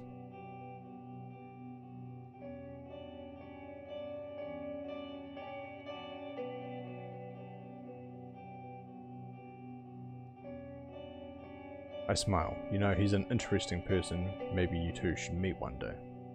Unable to decide if you're sarcastic or not, he smiles gently. I'll think about it. Should a priest of the right really involve themselves with forbidden rituals? He gestures for you to sit down next to him and puts a hand on your shoulder. The many types of ink he uses for his work have left colourful dots on his fingers. Green, yellow, black, blue, black, red. It is a big thought for a layman, but you can trust me, I put years into studying the rites will, and they're guiding me through all of this. I revealed the truth of the Unites and Seekers were hiding in their arrogance, the words they mistook. One day you may understand this too. As a follower of the right, I will try to follow your thoughts on this, explain them to me.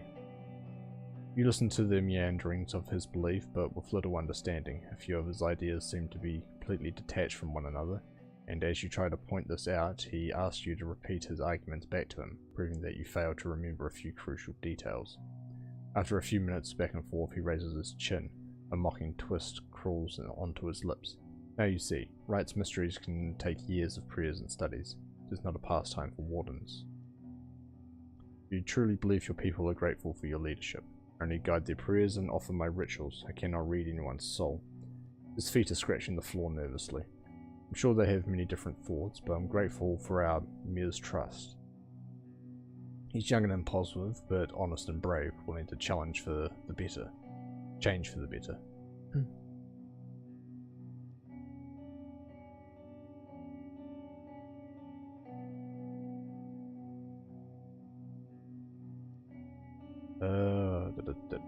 Your people walk hungry, they struggle. Cyrus already took a stance against you, that's why you made him an outcast. That was his own choice. He raised his voice. His raised voice turns into a long cough, then a defeated groan. Yes, there are few of us, but those who remain aren't suffering, nor are they held in the bellies of beasts. Those who follow me will be rewarded by Right's mercy. I saw how Helvius treats the awoken shells. He's cruel, sadistic. You avoid your look. You say this much, yet know not a thing of what's shaped his thoughts or what's happened to him over the years. He wounds no one. His voice grows stronger. He doesn't deserve accusations, even if he pauses. He strokes the edge of his codex gently. Some feel worried about him. Your people walk hungry, they struggle. He straightens up, leaning against the table with his hands, as if he's stopping himself from getting to his feet. How can you throw this at me, Warden? Don't you know our past? I offered Numa to others only after our children had started dying, with bark and toads in their teeth. You try to add something, but he scoffs and waves at you to forget it. I won't listen to what you think of our people, stranger. You may be pushing this too far. Can't you see I'm trustworthy? I don't wish you harm. And you're making me want to believe that, after all the things you told me. You must think I'm... His bewildered voice is interrupted by a weak cough, which leaves droplets of blood on his hand.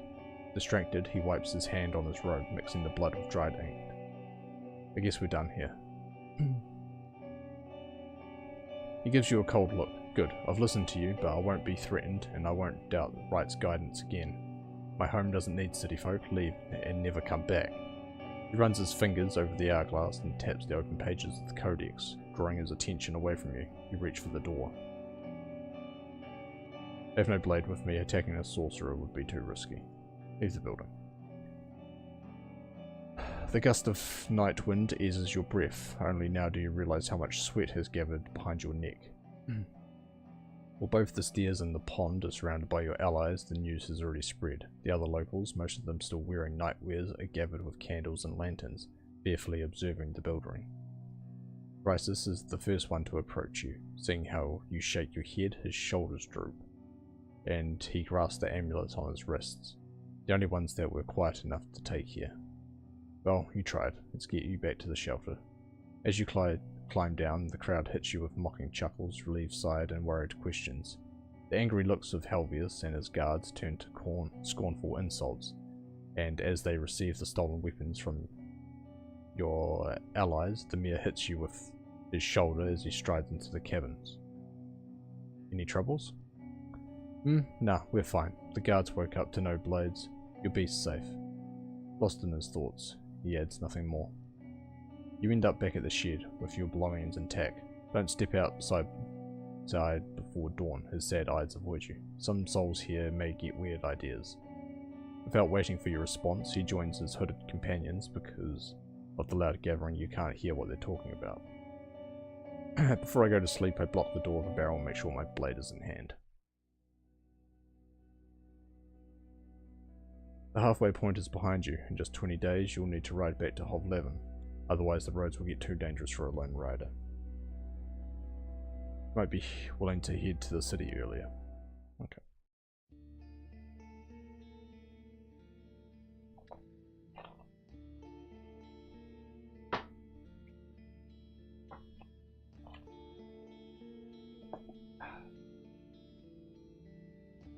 Alright.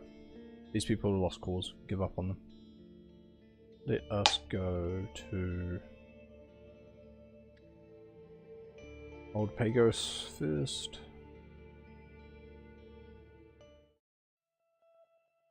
It'd be nice to talk with them, actually.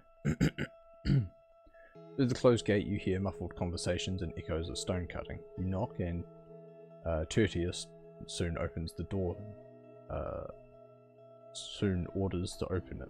She stands in the middle, in front of dozens of members of her tribe. Though you're still told to keep your distance, the signs of illness are carved on the exhausted faces of the elders and the children.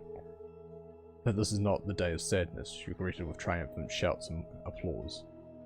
Tutia turns out to be tall and skinny, holding a spear that would be too long for most, but suits her size. While her tribesfolk are wearing tunics and robes made of ibex fur or hemp, she has put on an impressive breastplate made of an animal shell. She has short dark hair, and while her skin is brown, you can tell there are others in her village who carry the blood of southerners. Her voice matches her cheerful brown eyes as she speaks in the name of her people. We keep here in our prayers, Buta, if we could.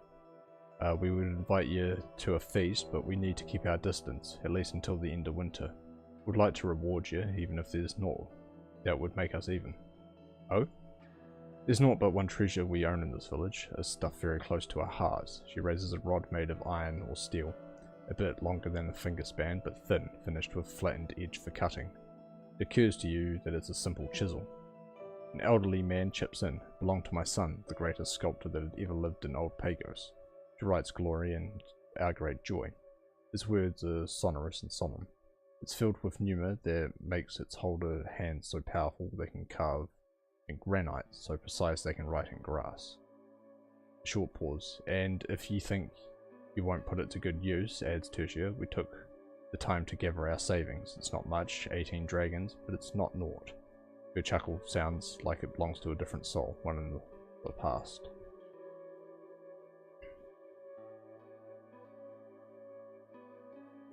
Quick save. Time to speak with them about joining forces with Hovlavin.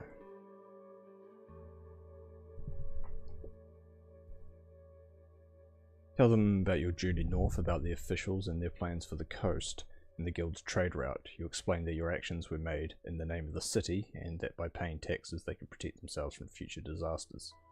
I need you to keep this between us, you conclude. I'll discuss it with other settlements on my own terms. Tushi is the first one to break the long silence. We'll keep your words in our heart, but we need to discuss them. We're not ones to make rash decisions. Understand. The other villagers walk away without a word, leaving behind only the sounds of their footsteps. The woman's voice betrays her exhaustion. Tell the merchants that we'll listen to what they've got to say, but we promise not. We're grateful, Warden, we are, but first we want to see the spring. It'll be a different world, and we need to understand it first. After a few breaths, she smiles again. The offer has surprised us all, Warden, but we'll remember you as our hero. Eudocia, the enchantress from the east, wants to know if Eulalia and Arrhenius have avoided the sickness. Long, uncomfortable silence. She's too late. They were asking for their daughter in their nightmares before illness took away their tongues. We burned both of them on the same day, if it means aught to her. She looks down, and tell her I'm sorry for her loss. I felt she found the peace she was looking for.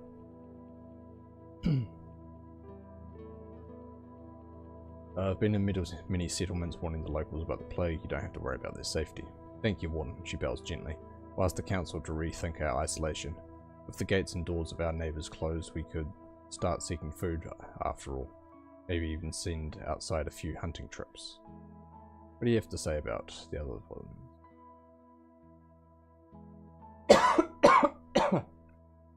Hellersdale. They're the closest village. You can get there riding south from the crossroads, yada yada yada. Don't let them cloud their eyes. They have food, riches, mead, yada yada yada. White marshes. So it's just a deceiving name for that dark place. Yeah. Gal rocks. Yep. Work hard, live humbly. Blah blah blah blah. Tell me about creeks, small village. Tell me about the tribe of the Green Mountain. She sizes you up. I don't know what you've heard, but they've never bothered us and never offered us their friendship. The tribe keeps its distance from those who follow Right's tablets. Ask other pagans or their elders. Okay. To the monastery. Bring news from Old Pagos, the plague is no more. Ailey flinches as doubt and distrust replaces look of surprise. I helped an elder druid from Howler's Dale recover his strength. He healed the people of Old Pagos with a bit of luck. The illness won't return. He looks at Decima, not sure how to react, but her wide open eyes don't help him much. He reaches out to you with an open palm of his bandaged hand. His fingers are flinching. Will you wait here? I'll gather our order. Would be honoured to hear the entire story. For a moment he sounds exactly like the tribe from Old Pagos. Sure, I have time. He climbs uphill and enters the cave mouth next to the wooden bridge. His short companion follows your movements like an owl would a snake. Following your path to the storehouse, you feel the weight of your axe. Soon, new hooded figures gather in the yard. Is it true? Hear a couple of times. When Ailey returns, there's maybe 20 souls around you, sitting on the ground leaning against the wall, standing upright or wandering around, keenly observing you. The oldest man, wrinkled, blind and tiny, is sitting on a stool brought by a boy who can't be older than 10. Not all of them wear sandals or carry bags or have their hoods on, but all of them wear similar dark robes. Seems like only the children are allowed to keep their hair longer than an inch. In the harbour city, many would take them for refugees.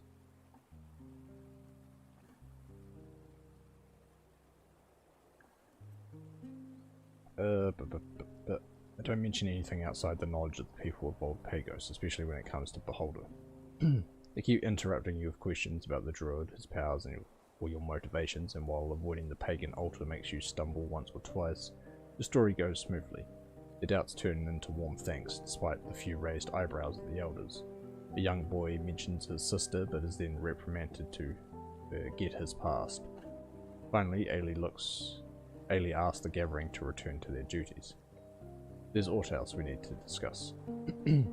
A prelate wants to see you. The Ecos. They're old and feeble, but they've decided it's an urgent matter. Follow me to the temple. It won't take long. He heads towards the nearest cave entrance. You look around and meet a few curious eyes as well as Decima's grin. She keeps one hand behind her back.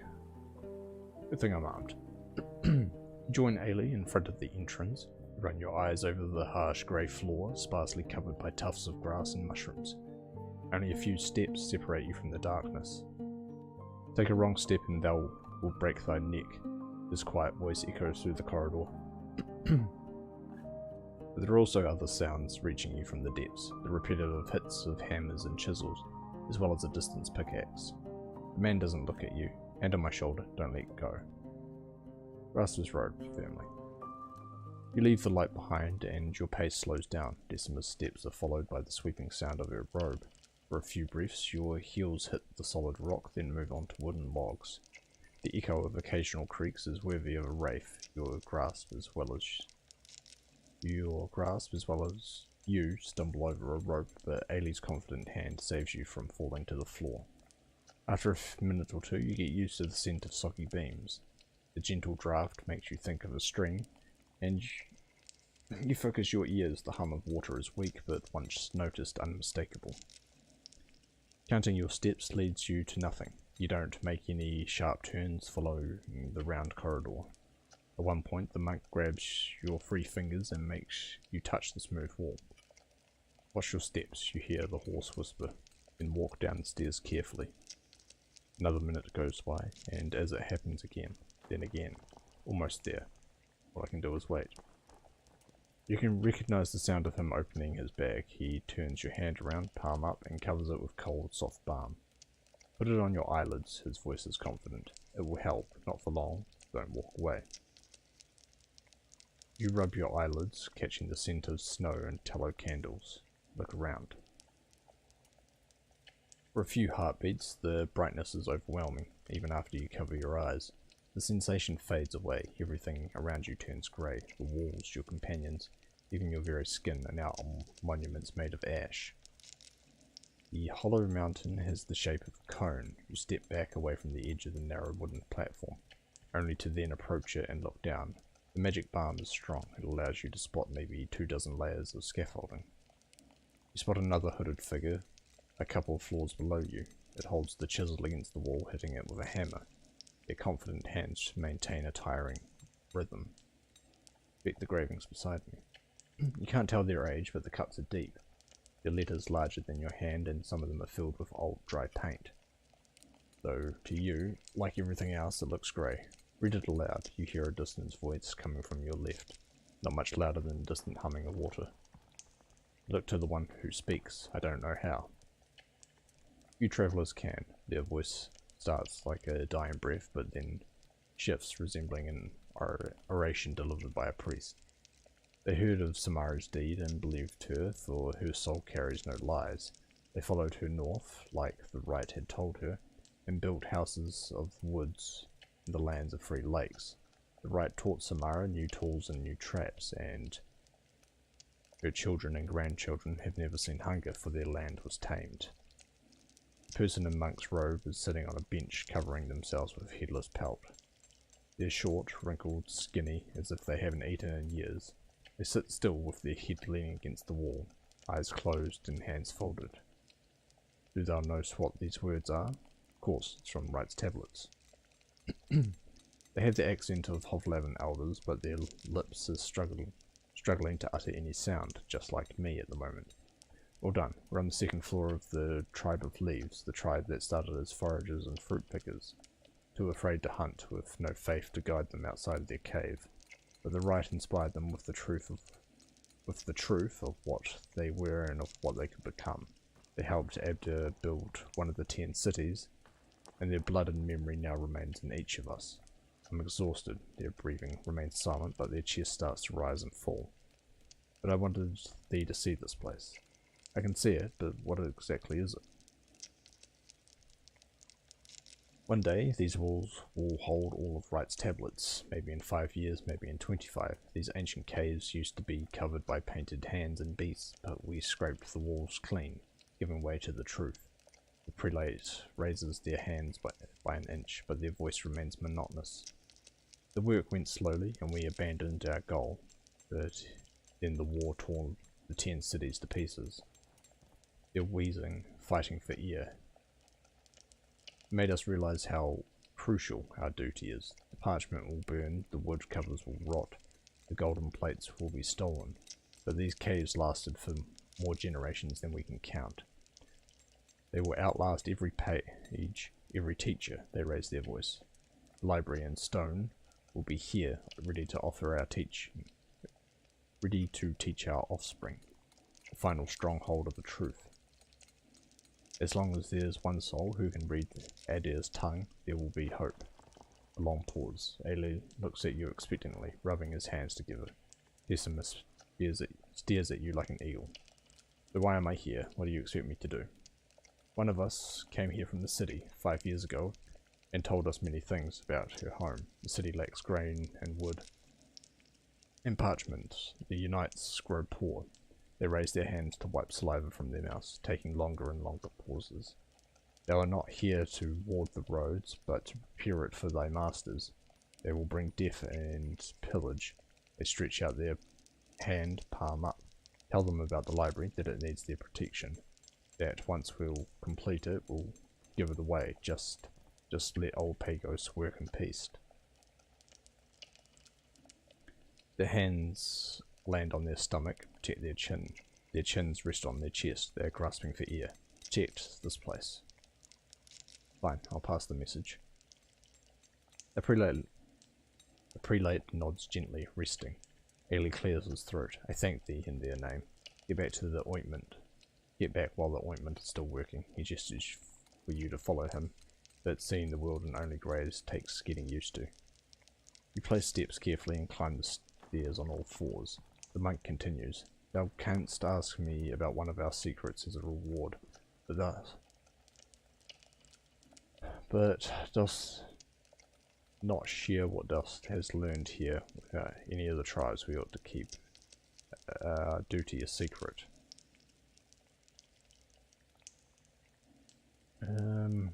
Secret? Move without a word, leaving behind the sounds of the steps, hammers, and the stream. Your eyes lose their sharpness slowly, but also restore their ability to perceive colours. Before you reach the mouth of the cavern, Ailey lets you grab his shoulder again. After getting outside, you take a couple of deep breaths. The monk absently heads towards the storehouse, waiting for Decima to join him. When asked about the prelate's sleep, she spares her companion a sad shrug. Finally, he meets your eyes and puts on a gentle smile.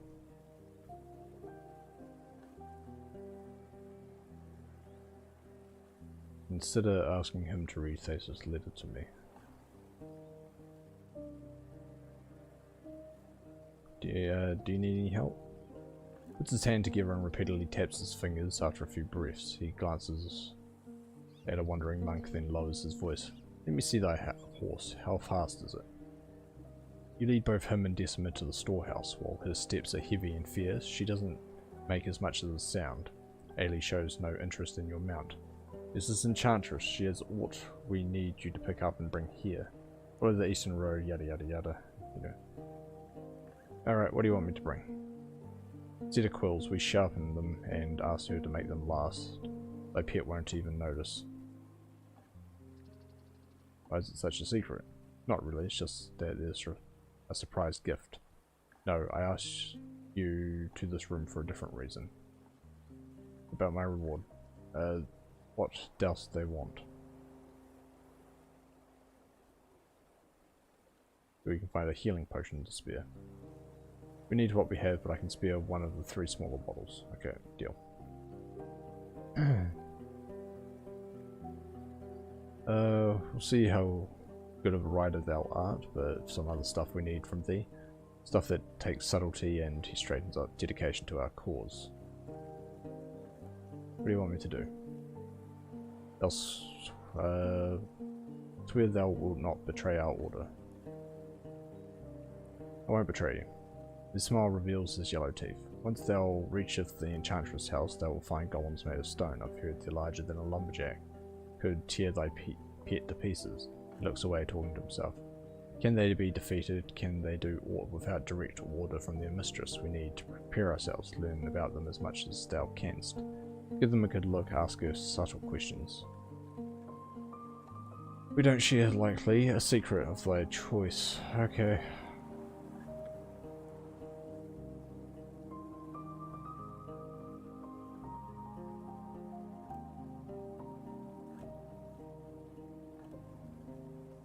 Okay, I've taken a close. I don't really want to deal with betraying Eudocia. Is the coast really as difficult to navigate as people think? Yes and no. The city ships are too large, too heavy. The coastal rocks are like teeth, but the fissures from Gale rocks cut some of them down. One needs a vessel small enough to fit through, but it's possible, even with heavier cargo. An outsider won't reach the land from deep waters, but there are guides who could handle the route. Consider asking him.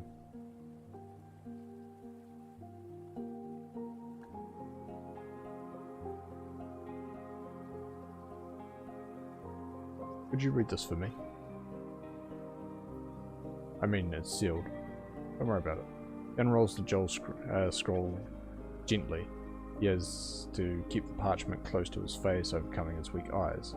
Unusual shape of letters, but they're understandable. Same with the initials and pictures. The lines are even, a bit shabby quill, good ink. Observes the contents patiently, then starts to read out loud through his hoarse voice. Forces him to make a few pauses. The letter is long and filled with boring official salutations. One of the parts directly contradicts what Thasus has told you, and even the monk narrows his eyes, repeating the entire section. The beliefs of our fathers are sacred to us, but depending on the proof of your goodwill, we'll permit your missionaries to stay within our walls. I promise they will be treated with the dignity they deserve. One more part also grabs your attention. This piece of information is sensitive, but I trust that you'll put it to good use. Gale Rocks, a village set near the northern shore, participates in trade with local bandits led by their own Glaucia.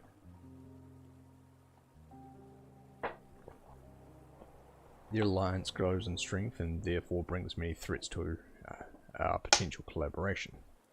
Once he finishes, Ailey returns the scroll to you. So this is how the stuff in Howlers are in Howlers. Interesting, Warden. He adjusts his hood and spares Decima a grateful nod, reaching for a cup of water she offers him. I don't look forward to seeing the priests of the United Church nor their soldiers. Alright.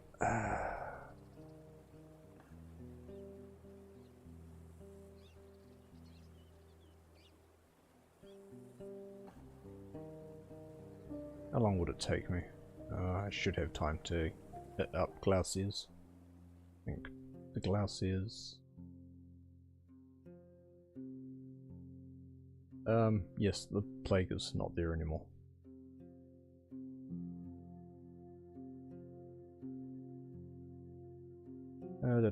Like you open the gate, do it.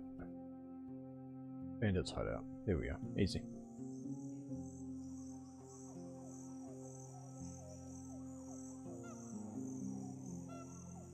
Just need to endure it, I guess. No. Shield. There we go. That's fine, that's the same stuff as always. After a brief moment of riding in the sun, a battle cry of a beast strikes you from your right. It's piercing to the bone, like ravings of a lunatic devoured by nightmares. The creature approaches you fast, maybe flying. Apply pressure with my legs and order Sodal to run as fast as it can. You notice on the road ahead, balancing your weight, avoiding the branches and boulders, the creature yells angrily when it misses you in its fall. But you hear no tumbling, just the leaves crushed by its paws. Then the bent branches, tree bark torn to shreds, and panicked birds. It gets closer, jumping from tree to tree. Tree crowns once again block the sunlight. You enter another corridor of fallen burrows, and the more curvy the path gets, the quicker the beast shortens the gap between you. You make another turn into almost pull on the reins at the sight of another beast. Its limbs, as thick as tree trunks, are taller than Sodal and are around the road, not on it. The beast's tower-like neck is devouring the leaves, chewing both loudly and slowly. By its long tail, now leaning on the ground, is a trail of broken plants and moved soil. The beast's skin is bumpy, parts of it are brown, red, green. You now realize that your pursuer has also slowed down, for now.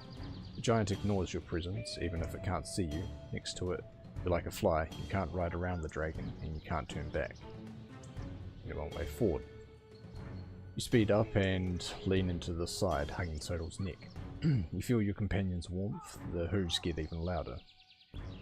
This blink of an eye lasts for years. You ride beneath the dragon's stomach, almost scratching it with your head.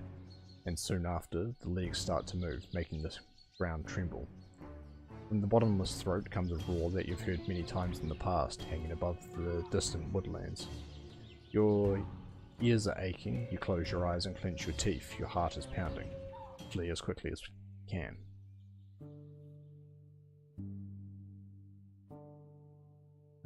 Into the hamlet. Reach for the pouch with the necklace. I think this belongs to you.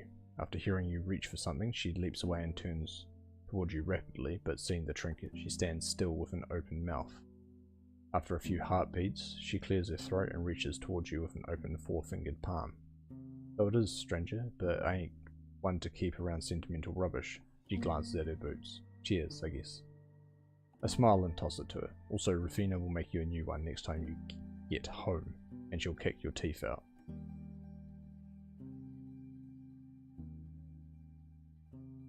She observes the necklace in silence, then glances at the nettles as if it would find its rest with them. Finally, she puts it in a sack at her side, and her mouth is torn between a smile and remaining tight-lipped. Ain't sure I like your nosiness, she speaks slowly. I'll admit I like to see Rufina's kicks in those fancy togs of hers. Her step seems a bit lighter than usual. Should go.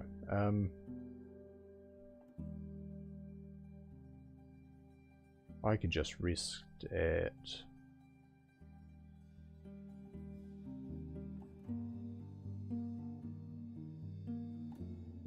down here, or with Eudocia. I'll just go to Eudocia. That should be fine. Travel back to the cairn.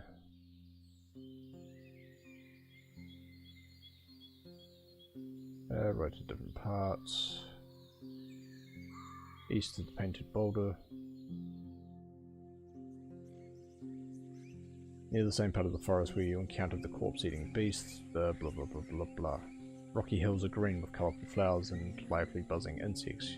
You seek any threats hidden in the tall grass. You notice a single soul standing on a distant rock ledge. They call you with a gesture. Whom do I see? It's the man with the black gambeson.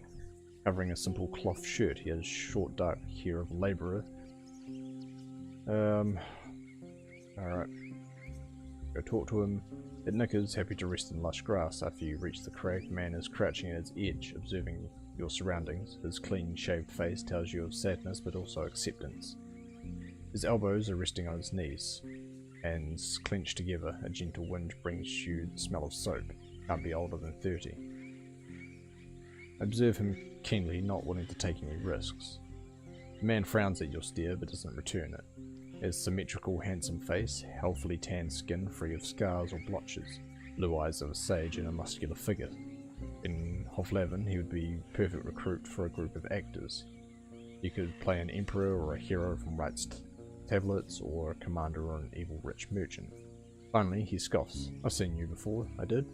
His words are close to a whisper. To your left, there's indeed a good view of the lone tree. You clash with the fearless wolf. Cheers for doing that. There are too many hands in the north to plough land and pick berries, but there are never too many fighters. The man speaks slowly. His voice is thoughtful, contemptuous, and a bit taunting, and chiefly those who don't let the dead roam about. You've saved me some work. And what are you doing here? Planning, mostly. Catching birds, resting. Beasts have nothing to look for in this cave, it's small. His tone shifts to a more casual one. Right, tell me, stranger. You know of a place where I could spend a few nights? He straightens up and, for the first time, looks you in the eyes. You're the one who ran away from Glaucid's band. Before you even finish the last word, he sprang to his feet and dashes away. Oh, quick close.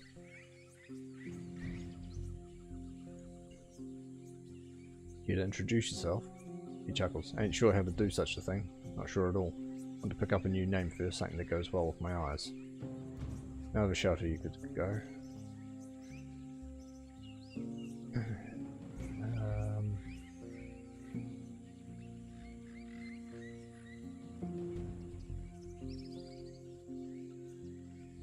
Can't stay in one of the villages. Need some time without their gossip and noise. You sound like you're from Gale Rocks, why don't you stay there? He says no.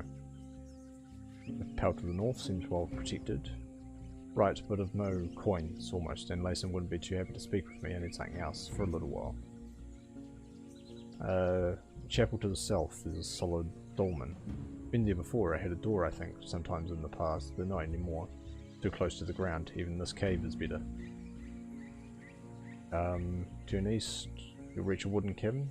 It's safe. Last time I was there, the entrance was closed, it was.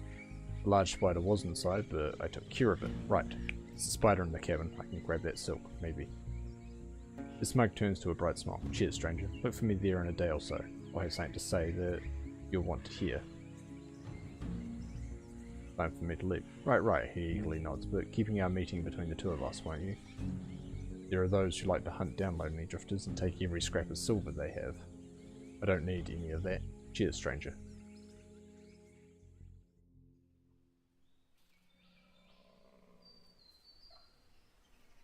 You leave the dark woods. Okay. How much time do I have? 3 hours. That's actually quite a decent amount. Let's go to Eudocia. Go straight to the door. Ask to deliver some writing quills to the monastery. Then you're in luck. They're here. She stands up with a sigh and moves to the cupboard, then grabs something from the shelf and turns back to you. Here, she opens the small leather case and pulls out the quills, a mix of translucent greys and whites. Step closer and reach out for them, but she keeps holding them. Why'd you aid the monks? They're a rather grim bunch, aren't they? Some nasty rumours are in the air. Her grasp is strong. Her eyes meet yours briefly. What do you mean by rumours? She releases the case with a frustrated grimace. What do you mean by what do you mean? She's pretty good at mimicking your accent. What is it you haven't heard? That the monastery brings sickness and nightmares, that the monks have the village in their bandit grasp, that the prelate crawls in their caves like a beast in a den. Her gaze softens when the two of you exchange looks. I'm just glad they sent you here. Be glad to teach my golems to speak if it would spare me the sight of those nasty monastic robes. You glance at her own nasty robe, though she doesn't even notice it. Bring news of your parents. Tell me, I'm afraid they didn't make it. She closes her eyes. Her voice becomes absent. Back to trade then. I'm going to lower the price of my spirit rocks for you. For 2 dragons, I think that's fair. She opens her grey eyes and you notice the tears, her voice shaking. I need a moment. If it's any consolation, the plague itself is no more. Stares into the distance. There was no hope for them. But now there's hope for others, thank you. Should brush my horse. Use this hour to rest from riding, exercise for a bit, practice combat stances. Or sleep. I also need to eat while I'm here. Eat. Turn, and sleep.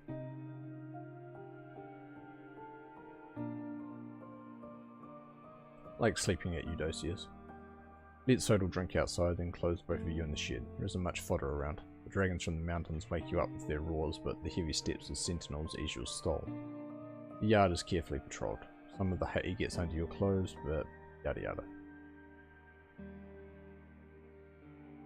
Go outside. And we travel. Prepare for another chase, seeing the first few members of the pack of spotted wolves, but this time they only observe you. A few howls come at you from a place you can't see, and the colourful animals turn away, vanishing into the trees. They wasted enough time already.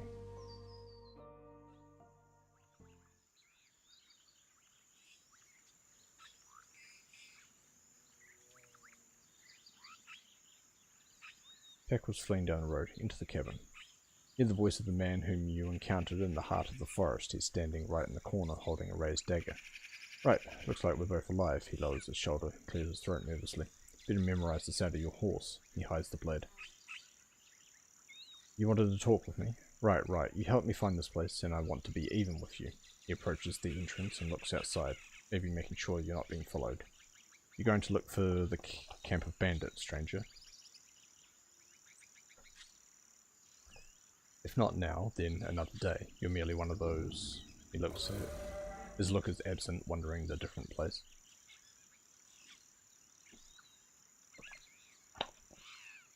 Yeah, don't worry. That was scary. Need a hook with a rope to move through it. Don't try and make an enemy now. You ask him where his knowledge comes from, yada yada. I'm harmless but not defenseless, and my path will remain simply that. Are you planning to stay here for long? Nah, merely enough to rest before I head south, a few days. No more. His eyes get colder. But don't say a word about me to anyone, stranger. I'm dead serious. Okay, quick save. And we have him cornered. Dude, Glaucia is looking for you. What the fuck is happening? His breath gets heavier, and after you notice his hand reach for something behind his back, he drops a dagger and raises his arms.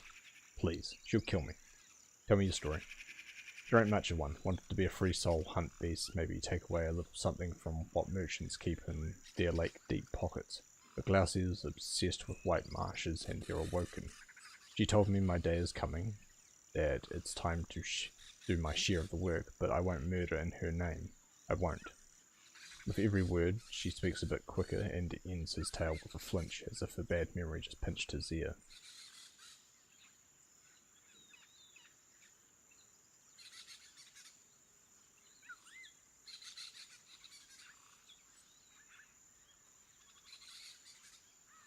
Just give me the things you stole from her and I'll try and convince her to forget about all this. I don't have it, she looks away. I got all the power of the Soggy. I tried to use it as a torch, to torch some wood, but that was not a good idea. God damn it.